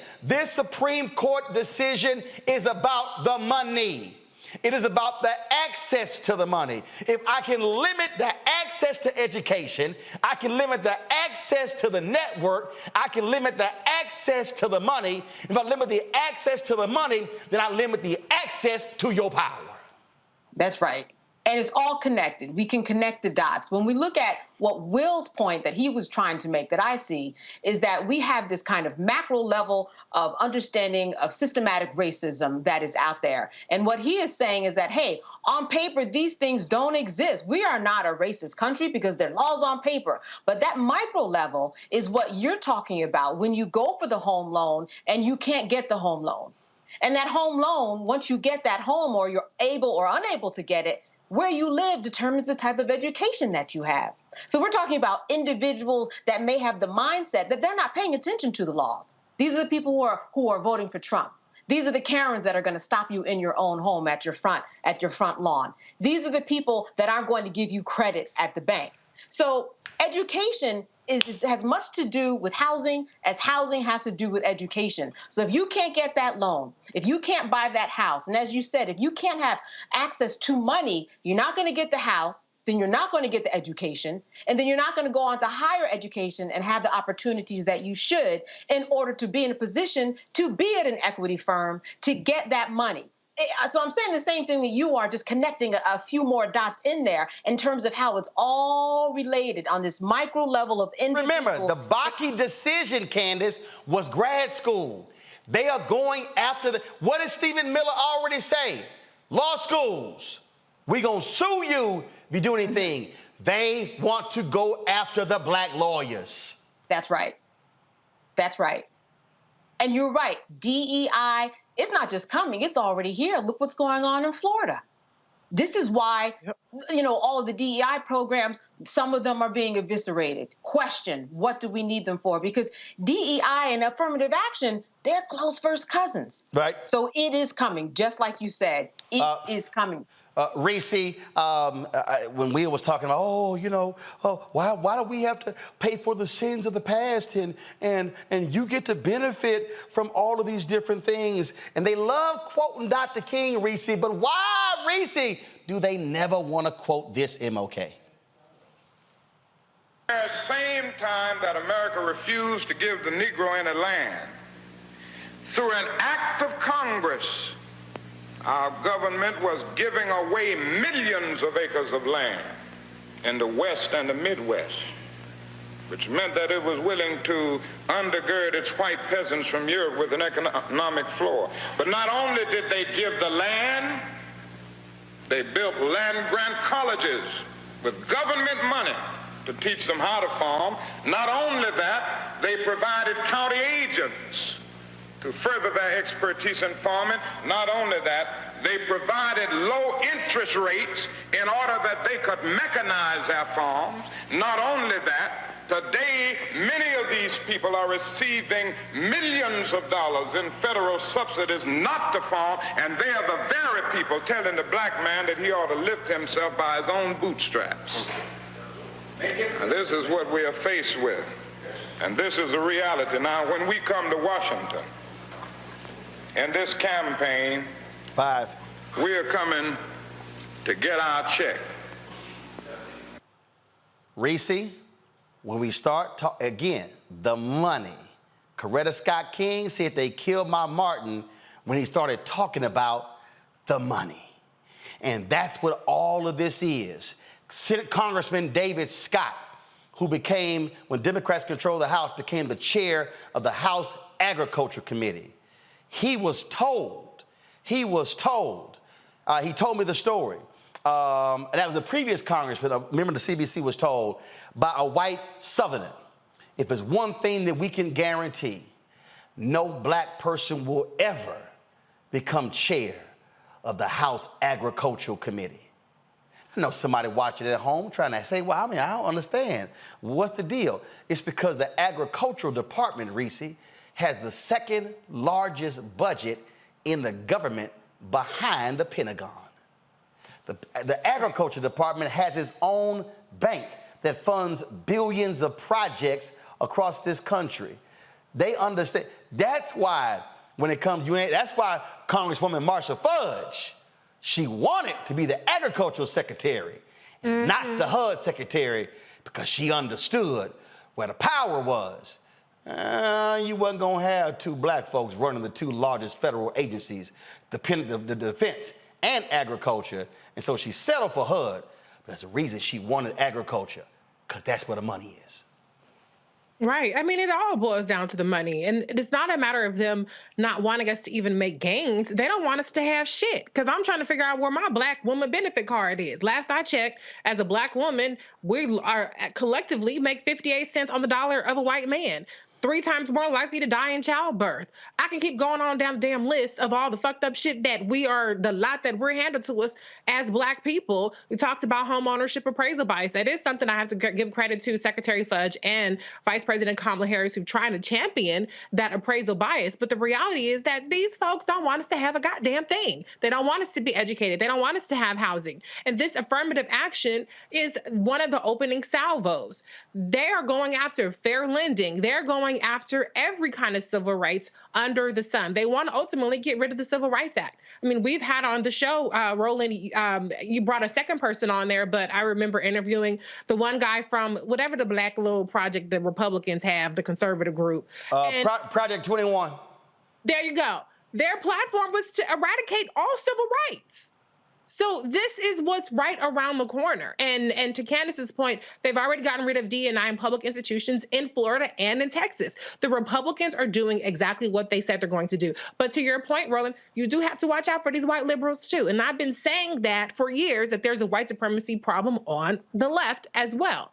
The reality is the next steps for us isn't establishing a floor in what is already out there. The next steps for us is self-reliance. We have to get to a point to where the money people, capitalism is not going to save us. I'm not saying Jay-Z and Beyonce are going to save us, Oprah's going to save us, but we have to get to a point where the people who have the money can invest that money and validate and put infrastructure in our communities, in our education, and not just the what's her name, the Bezos ex-wife, her Mackenzie Scott, one of the most influential women in the world now because she threw some dollars around from her ex-husband. We got to start investing because the floor is already gone as far as I'm concerned. So the more that we can start investing in our own institutions and our own organizations and our own infrastructure, the better we're going to be insulated from all of the things that are coming down the pipeline. I'm going to close this out with this here. I need everybody to understand. This Supreme Court decision is not the final say-so. Remember, Stephen Miller's group went after the Black farmers. The money was budgeted. And let me say this again, especially to all you Simple Simon punk asses out there who refuse to understand politics. Democrats in the House, Democrats in the Senate, Democratic president passed the bill for billions to go to Black and Hispanic farmers. Stephen Miller, that white supremacist, and his followers filed a lawsuit. The money is being upheld because of that lawsuit. Those of you who say voting doesn't matter, if there's no House Democrat control, no House Democrat Senate control, no Democratic president, bill doesn't get signed. But then you will say to me, well, Roland, but they still ain't got the money because they're being blocked by judges. Who appoints federal judges? The president. Who approves or rejects federal judges? The Senate. And so when we talk about why elections matter, there are 3 branches of government: executive, president; legislative, House, Senate; and judicial. There are 3. So it's not a situation where I'm saying, in order for us to get what we desire, why must you have control of all 3? Because if they control one, if the oppressors of Black people control one, they get to block anything from happening. And so for these fools, oh, you shilling for the Democrats. How you gonna get money for the farmers? How you gonna get student loan debt relief? How you gonna get reparations if you don't control the courts? Because you can pass the law. You can have the law signed. But you got to control the courts. Voting still matters there as well. You must understand why 2024 is crucial. They fight so hard to keep us from voting because they know our power. Let's show them our power, all of it, and then let's see how they respond. When we come back, we're gonna break down the attack on DEI. Candace mentioned it in Florida, Texas, Georgia, all around the country. Now we're seeing how corporate America is backing away from it as well. And watch out, because they are coming after corporate America next. You're watching Roland Martin Unfiltered on the Black Star Network.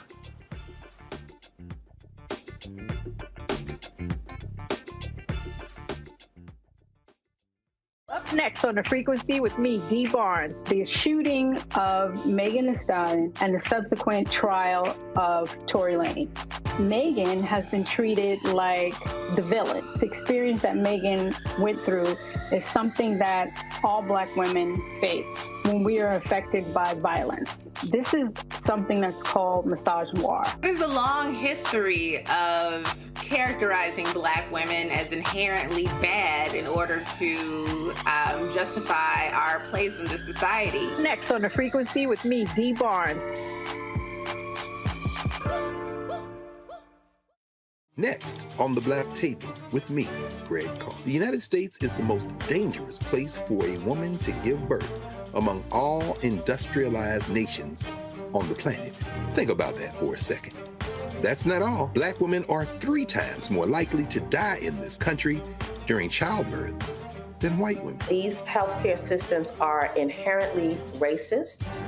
There are a lot of white supremacist ideas and mythologies around Black women, Black women's bodies, even Black people, that we experience painless, right? Activist, organizer, and fearless freedom fighter Monifa Akinwole Bandele from Moms Rising joins us and tells us this shocking phenomenon, like so much else, is rooted in unadulterated racism. And that's just one of her fights. Monifa Bandele on the next Black Table here on the Black Star Network. My name is Lena Charles, and I'm from Opelousas, Louisiana. Yes, that is Zydeco capital of the world. My name is Margaret Chappelle. I'm from Dallas, Texas, representing the Urban Trivia Game. It's me, Sherry Shepard, and you know what you watch. Roland Martin on Unfiltered. 4 Black executives at media companies in the past month have left or been fired from their DEI jobs. Disney's Chief Diversity Officer, Senior Vice President Latondra Newton, Netflix's first ever Head of Inclusion, Verna Myers, the leaving at the end of September. Warner Brothers laid off its DEI executive Karen Horn, and Janelle English will be leaving her role as Executive Vice President of Impact and Inclusion at the Academy of Motion Pictures, Arts and Sciences. DEI disruptor Randi Bryant joins us right now. Randi, we have seen a significant retrenchment, if you will, in the past year. A lot of these jobs came open after the death of George Floyd. I keep reminding people, I kept saying to folk that we should have looked at the death of George Floyd as the part of the third Reconstruction. But I reminded people in the first Reconstruction, in the fact about 5, 6, 7 years, white folks like, all right, we done enough. So if you go from 1865 to the 1876 election, in the Great Compromise of 1877, which ushered in 92 years of Jim Crow, then you begin to have those Supreme Court decisions, Plessy v. Ferguson, you have all the invalidating the Civil Rights Act of 1875, Greg, I think that's what it was. When you begin to have all of that, I said, y'all, be weary. These white folks are not going to be down with it. I said, this has to be a minimum of a 20-year focus to right the wrongs and deal with economics. Here we are, 3.5 years. They like, yeah, we good. We moving on. Right.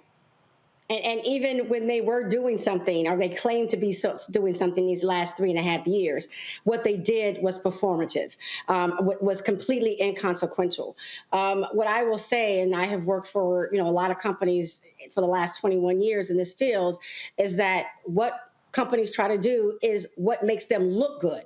It's more of a marketing effort. They want to give some money to the Essence Festival so we feel like, oh, wow, so this company's down because they donated some money.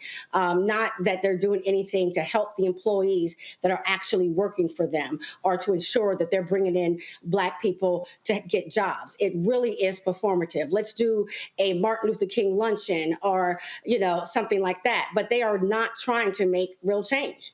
And, I just talked about this recently. We were silly to even think that they would.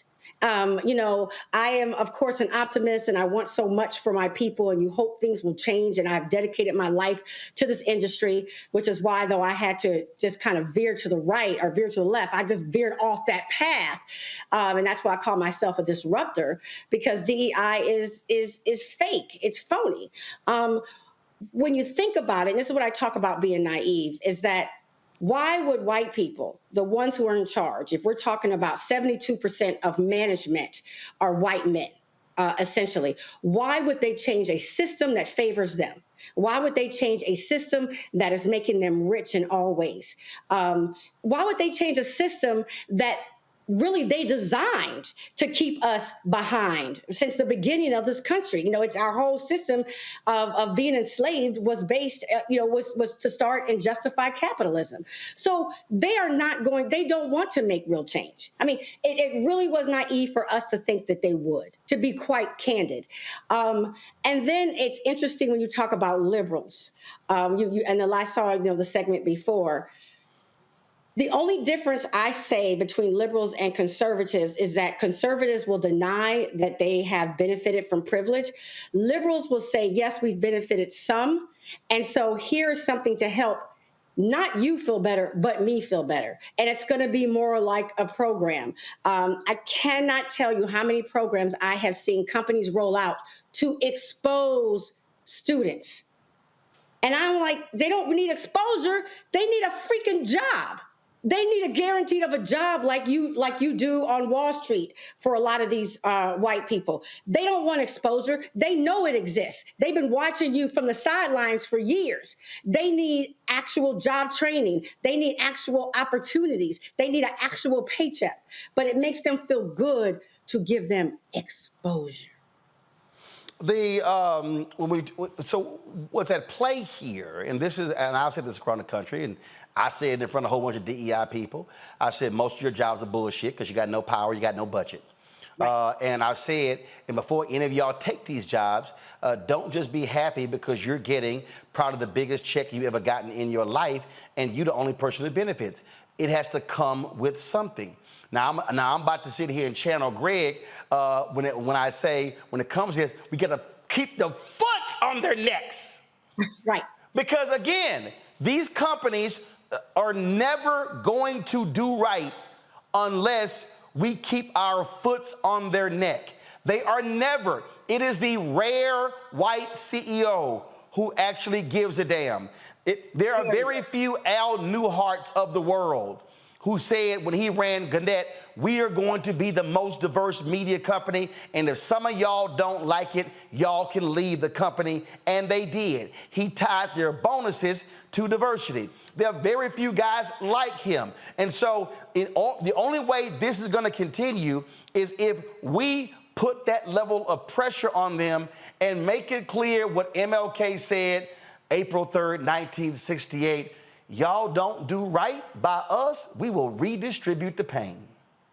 Absolutely. But the problem is when they hire DEI professionals, they put them in a position that it's very difficult to put their knee on that neck, to put their foot on that neck, because they give DEI professionals absolutely no power. I always tell people, don't take a position if you don't report immediately to the leader of the organization, because that's telling you right off the bat, they want you to have no power, no decision making, no access to the decision making, right? But most DEI professionals don't have a direct line of access. It tells you right there that you don't matter, right? So what a DEI professional has to do is risk their jobs, literally, to get the information out that they want people to know.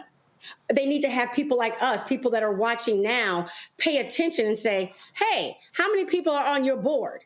How many Black people are on your management team? Stop telling me that you are diverse and you care about DEI, because I can look at these stats myself and call them out, because they will move only if it affects the bottom line, and the bottom line for them is money. If we are waiting for them to do it because of their good heart, it's not going to happen, right? I was looking when you were talking, when Stan Smith was having that conversation, and I'm like, if we are dependent upon the kindness of white men to save us, then we should just forget it today. We have to save us, like Sister Reese just said. We must save us and take our power back and pay attention, not just absolutely to voting, but to every corporation, and hold them accountable. And when they don't, shout them out. Let everybody know. Make it a trend. That's where the power is.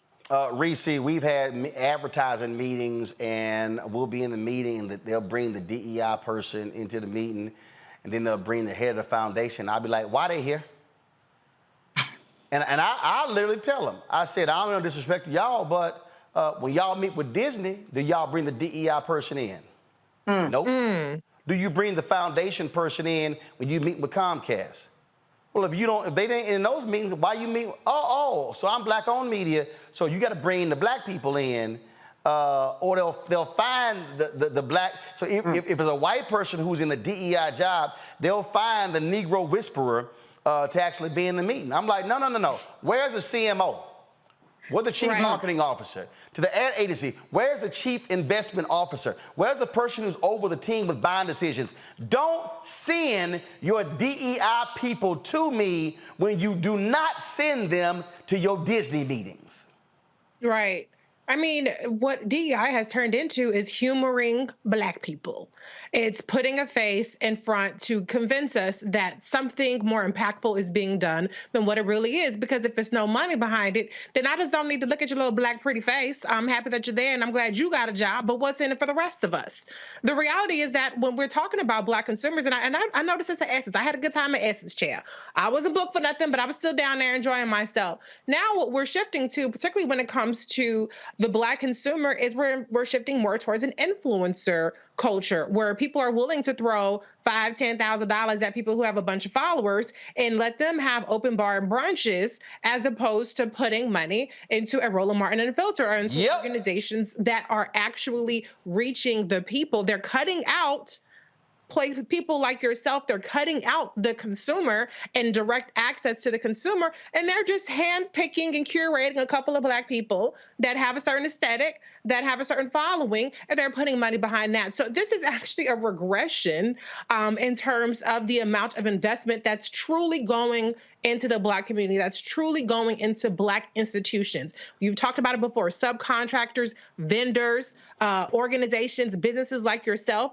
Those folks are getting cut out for what looks like an investment in the Black community through the influencer, through the DE&I position, and even that's going away, because what they figured out is they can use these racist Moms for Liberties and these other bigoted organizations as a cover to say, oh, we can't get too Black, we can't get too gay, because then there's going to be a backlash to that. And so all you Black motherfuckers got to go. And who's going to check them? Certainly not us. Randi? She's saying it. That's exactly it. Because really, DEI, what it's turned into is to a marketing effort. I mean, 70% of all DEI heads are white people. So already that shows that things aren't as they should be. White people are the heads of DEI. So they're running a program, and they see it as a charitable effort. Let's just show people how we care about them, but actually do nothing. It really is just to make them feel good, right? And that's why they're bringing in the DEI officer along with the charitable person, because they want to, or the foundation person, because that's how they view us. Yep. They don't even respect our businesses. They don't see us and respect us or their DEI efforts as a business consideration. They just see it as, let's just give something to them and they'll be quiet. Let's look as if we can. And one of the things that they do, Candace, especially on the media side, they don't want to give us advertising money. They make black media do events. They make us do parties. They make us do award shows. Guess what? That's labor intensive. Yeah, white-owned media companies, they get advertising. Well, they simply press a button. Folk need to understand the difference. Go right ahead, Candace.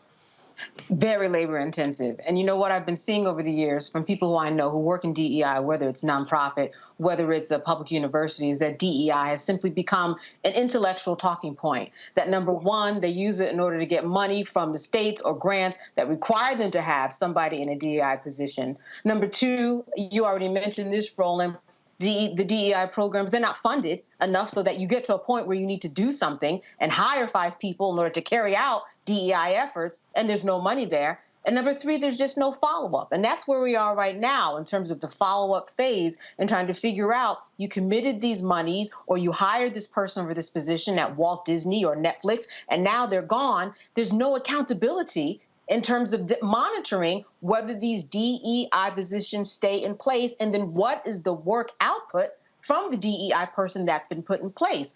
Where are the numbers? What's changed? In fact, nothing probably has changed because they've gotten rid of those people, finding that they're not needed. Again, an intellectual talking point. And as you said, when they look at Black people, when they look at advertising, and we look at these execs that were removed or restructured at Netflix, for example, we have to understand that, as you said, they look at Black people in a different way.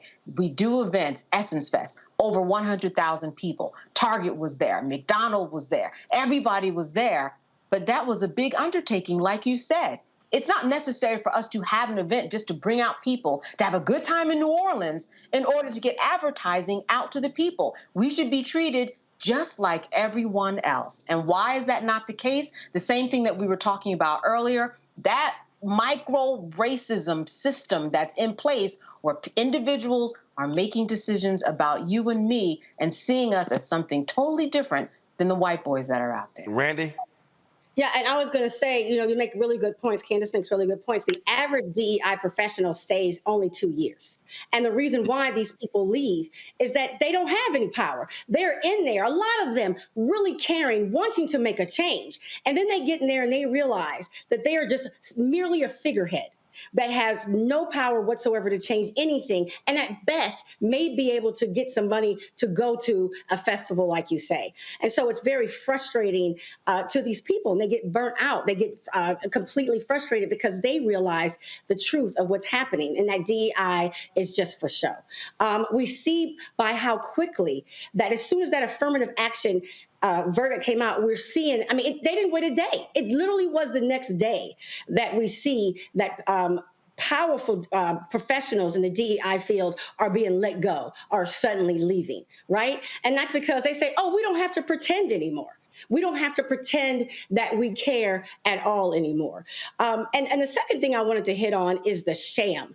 I think one of the biggest shams in corporate America is that you have marginalized groups, right, that are not being paid the same, are not moving up, don't have the same, escalation opportunities, running your DEI efforts in addition to their jobs, their real jobs. They're not getting paid for it. So you have the people who are already underserved, underprivileged, underrepresented, underrecognized, underpaid, taking on a second job to try to get some sort of change at their organization.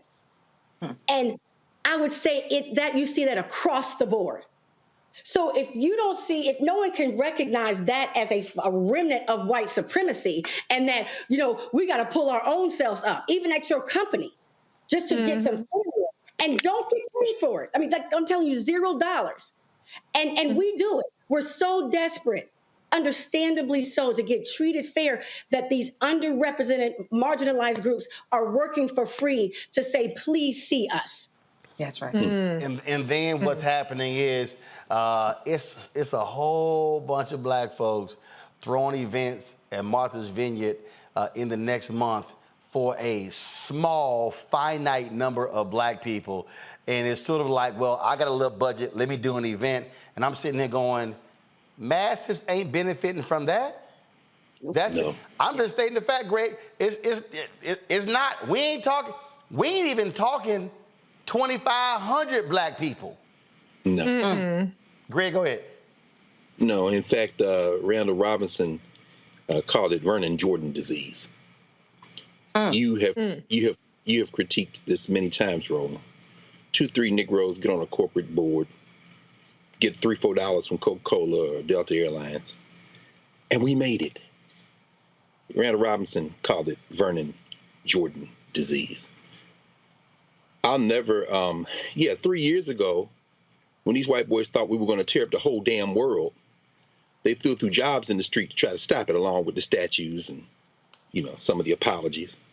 And once they realized that those masses that you're talking about weren't going to tear up the street, they just took it back.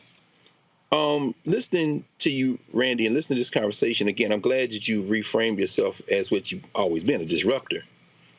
I'll never forget the day in my hip hop class when this is when Nick Cannon was still in school. He was in that class, actually. And when Nick would come, I say, man, you talk to them. I'm going to sit here and listen. And he walked us through how the A&R components of the recording industry disappeared. Because once these white boys figured out, all they got to do is sit back and see what's trending in social media, who's uploading what. The masses are the A&R. We don't need y'all ass no more. And those kids were looking like, what the hell? And then we got into a conversation about what you just said, those internships. What they're doing is getting the free labor that you and Reese talking about, and now they know what the trend is, and what the hell, we ain't got to hire none of you Negroes. And what are we doing on the other end? Lil Nas X starts out as a barb. He gets on social media of it, and then they flip it, then he goes with the country boy, and then you got a bunch of 3-year-olds singing, I'm gonna take my horse down Old Town Road, and ain't nobody get paid. The bottom line that we're talking about is when you are the descendant of a slave. I'm gonna talk these ADOS Negroes for a minute. When you're the descendant of a slave, looking for your master to free you, to repair you, what you end up with is getting hoed out for the rest of your existence. Now, I want to talk about, you say those four, what were those 4 positions that are being phased out? Disney, Netflix, Warner Brothers, and the Academy. What do they have in common? They are now curating, whether it be reality shows, whether it be people uploading videos. They don't need y'all to get that market. And unlike when Dr. King and them were there, we had black institutions that could actually exercise some power, like the black press. When Time Magazine, everybody else was excoriating him on his position on Vietnam, and the Amsterdam News and the Chicago Defender came out to support him, we now are trying to get jobs at those white places and scared that if we say something, they'll get rid of us. We don't have an institutional base. I'm going to end with this. Disney, one of those 4. Look for this on Disney Plus. This year it's projected. And by the way, I think there's still a writer's strike, right? Organized labor plays a role in this. That's a story for another day. But Disney Plus is going to have a series that is debuting this year. It's supposed to be slated for this year. An animated series called Iwaju. Iwaju means future in Yoruba. It is a partnership between Disney and this I think Kigali is the name of it, which is a Pan-African animated studio out of Nigeria with African people from different places in Africa. This is the first time in the history of Disney that they're going to partner with an outside studio. Nollywood, like Bollywood, about to eat the lunch of these white boys. That's why you see all these non-white people in these Disney things. They're going to the global market. That's where you see Shang-Chi. That's what, don't get me started on all these movies. We said, where they coming from? Spider-Man, and if you go see that Spider-Man in the multiverse, the latest one, they got the Afro-Latinos, they got the Indian Spider-Man. I'm talking about the Indian subcontinent. Why? Because Disney knows they're going global. But guess what? This is what that African studio said. If you want to dance with us, bruh, we got Nollywood. you're going to dance, we're going to have a partnership, and you're not going to own our intellectual property. This is the problem when you're the descendant of a slave. When you cut yourself off from the world. When you think a job with your master is going to save you. You have now basically said to them, do whatever the hell you want. Our institutions are down. We can't redistribute no pain. And my dream is to sit sipping a little champagne on the island while we have a film festival of movies that we made with you. And somebody comes and says, this is our progress. When you cut yourself off from solidarity politics, there's no dead end. And the masses don't care because they're trying to get the job you're trying to get to. And 3 years ago, when they thought we were going to come together and tear up the street, they threw a few jobs at us. Them jobs are symbolic of a deeper problem. Final comment, Randi. Now you got me riled up. You know, I was just thinking about Pharrell and the work he just did for Louis Vuitton and how everyone was like, oh, this is so fantastic. He collaborated. I said, no, Pharrell brought his intellectual property. He gave the Louis Vuitton house credibility in the Black community because we buy that brand, and he's gone. There was not one Black designer on that whole thing. There's not one Black board winner. And the owner of Louis Vuitton, Arnault, is worth $212 billion. Billion. Right? And so I don't think that we understand that just because we have one Negro that looks like he escaped or he's working right there, it's the same thing. And we need to realize that. Randi Bryant, DEI Disruptor. We surely appreciate it. Thanks a lot. Appreciate you having me. Folks, coming up next, we'll talk with the son of a legendary political figure in Atlanta who passed away on yesterday. A documentary is out documenting his influence on politics in Atlanta as well as in the South. That is next, right here in Roland Martin Unfiltered on the Black Star Network.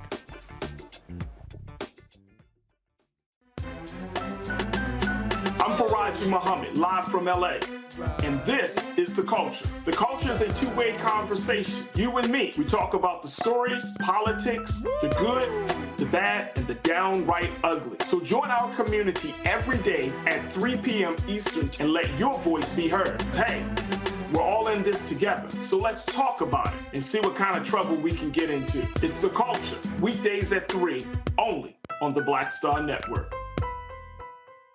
Hatred on the streets, a horrific scene, a white nationalist rally that descended into deadly violence. White people are losing their damn minds. As an angry pro-Trump mob storms the U.S. Capitol, we've seen shooting. We're about to see the rise of what I call white minority resistance. We have seen white folks in this country who simply cannot tolerate Black folks voting. I think what we're seeing is the inevitable result of violent denial. This is part of American history. Every time that people of color have made progress, whether real or symbolic, there has been what Carol Anderson at Emory University calls white rage as a backlash. This is the rise of the Proud Boys and the Boogaloo Boys. America, there's going to be more of this. Here's all the Proud Boys, guys. This country is getting increasingly racist in its behaviors and its attitudes because of the fear of white people. The fear that they're taking our jobs, they're taking our resources, they're taking our women. This is white fear.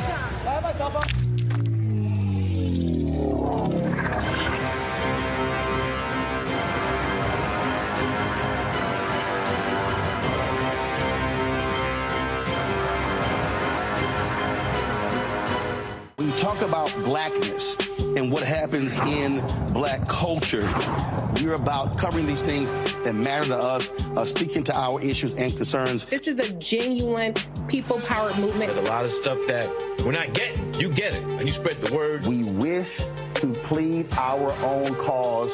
Too long have others spoken for us. We cannot tell our own story if we can't pay for it. This is about covering us. Invest in Black-owned media. Your dollars matter. We don't have to keep asking them to cover our stuff. So please support us in what we do, folks. We want to hit 2,000 people, $50 this month, raise $100,000. We're behind 100,000, so we want to hit that. Y'all money makes this possible. Check some money orders. Go to P.O. Box 57196, Washington, D.C. 20037-0196. The Cash App is $RM Unfiltered. PayPal is R Martin Unfiltered. Venmo is RM Unfiltered. Zelle is Roland at RolandSMartin.com.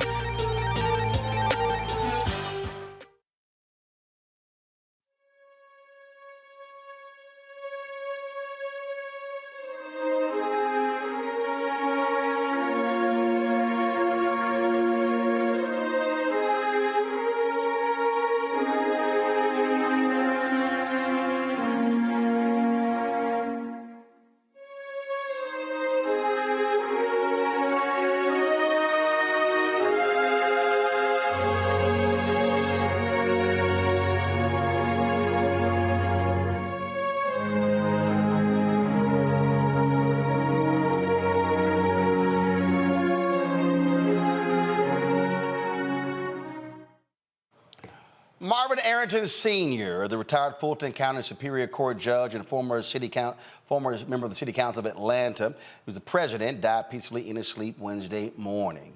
Arrington Sr. graduated from Emory University Law School in 1967 and has been a political fixture in Atlanta since then. In 1969, he was elected to the Atlanta Board of Aldermen, now called the Atlanta City Council, and became president in 1980.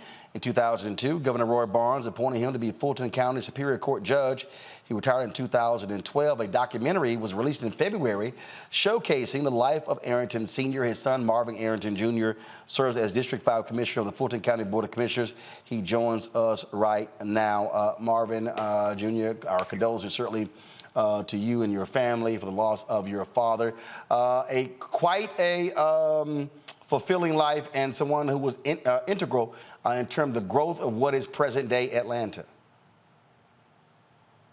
Roland, just so sad that he is gone, but thankful that, like you say, he lived a long, full life and made many contributions, including, integrating Emory Law School, saving the Atlanta Zoo, and helping to bring Muhammad Ali back to the ring. Talk about that part right there. Folks may not be aware of the role that he and Black Atlanta played in reviving the career of Muhammad Ali. Well, yes, he and State Senator Leroy Johnson.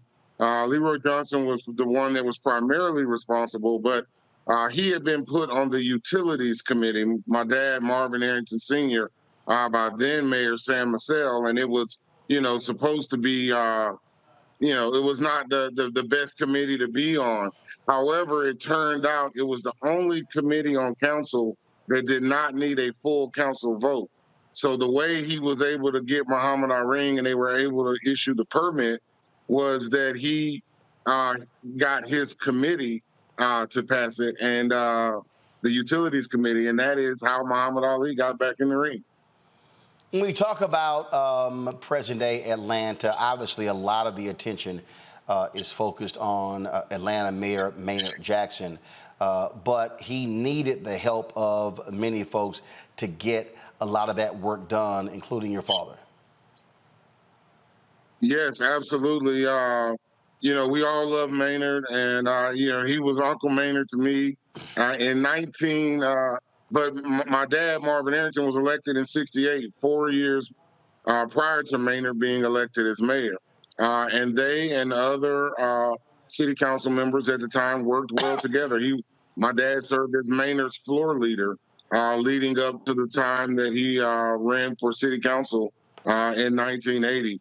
But so they were responsible. And the thing is, he served as city council president under Maynard, under Andy, under Maynard again, and then 4 years under Bill Campbell. So he was kind of the glue that helped keep the city together despite the transitioning mayors. And of course, he ran unsuccessfully for mayor against Bill Campbell, who was later elected. But panelists, questions. Greg Carr, you first. Thank you, Roland. And again, condolences to you, brother. I was just moving some books, and I tell you, the ancestors are insane. This was the day before yesterday, and I picked up my copy of Making My Mark, of course, your father's memoir. And, I guess my question is, how are the politicians of his generation, and now the politicians of yours, different? And I want to just maybe as a point of entry ask that question in the context.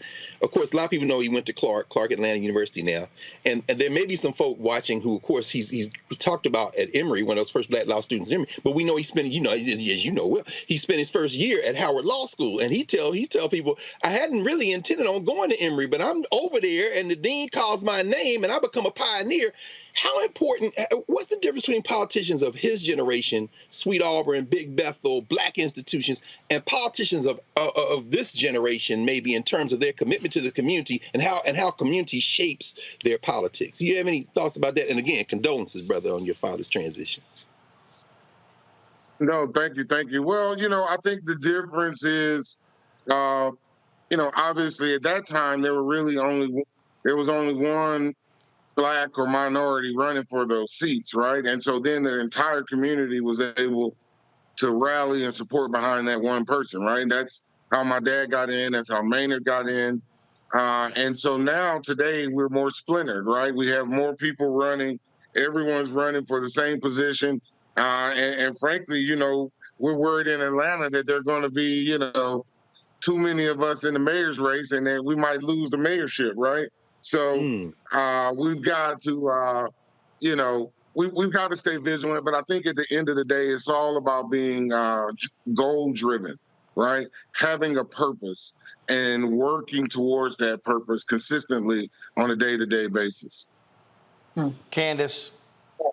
Your father and his very successful law firm, what do you recall as some of the cases that kind of resonate with you or maybe resonated with him just along his career that he really felt empowered by and passionate about in general? So, you know, I guess one of the first cases I would have to speak on is the Arthur Langford case. He and his partners represented then Arthur Langford and were successful in getting him off. It was the United States versus Arthur Langford, and his daughter and family have gone on and it's been, you know, stalwarts of the Atlanta community. His daughter was married to Mayor Kasim Reed. And so our families have been linked together. And then there was also the case that Andrew Young, Mayor Ambassador Andrew Young, talks about in a documentary where Michael Jackson had been detained in a jewelry store in Buckhead, and they called Andy, and Andy called my dad, and they were able to resolve it and bring it to closure without, you know, putting a bad scar on the city. Wow. Reese. My condolences in the loss of your dad.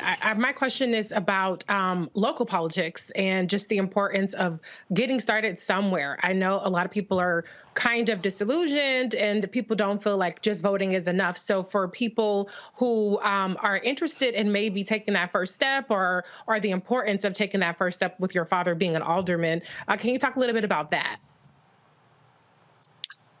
It's so important. You know, he ran in '68 after the November '68, after the death of Dr. King in April '68. And so it was kind of like the segment you guys were talking about earlier, all of the action around the country. Everyone was looking for ways to get involved and be active. And so it's so important that people go and get involved in that. Obviously, we're at a younger age. A lot of these state representative positions are actually designed for younger people. And so we've got to do a much better job of getting people involved, you know, and I think a lot of this generation is waiting for the old generation to turn it over, turn the reins over to them. And I think, you know, it's incumbent upon us as the next generation to go grab the reins, right? But do it in a respectful and tactful way. But to grab those reins and not just sit by and wait idly for the reins to be passed. Well, Marvin Arrington, Jr., we appreciate it. Where can people actually see this documentary?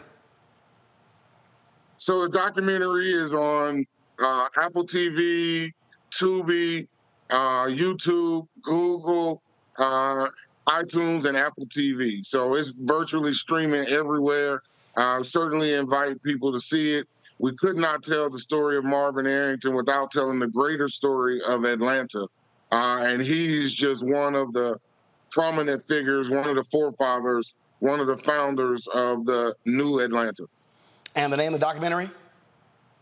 The name of the documentary is Bowlegs, Marvin Arrington Sr., An Atlanta Story. Why is it called Bowlegs?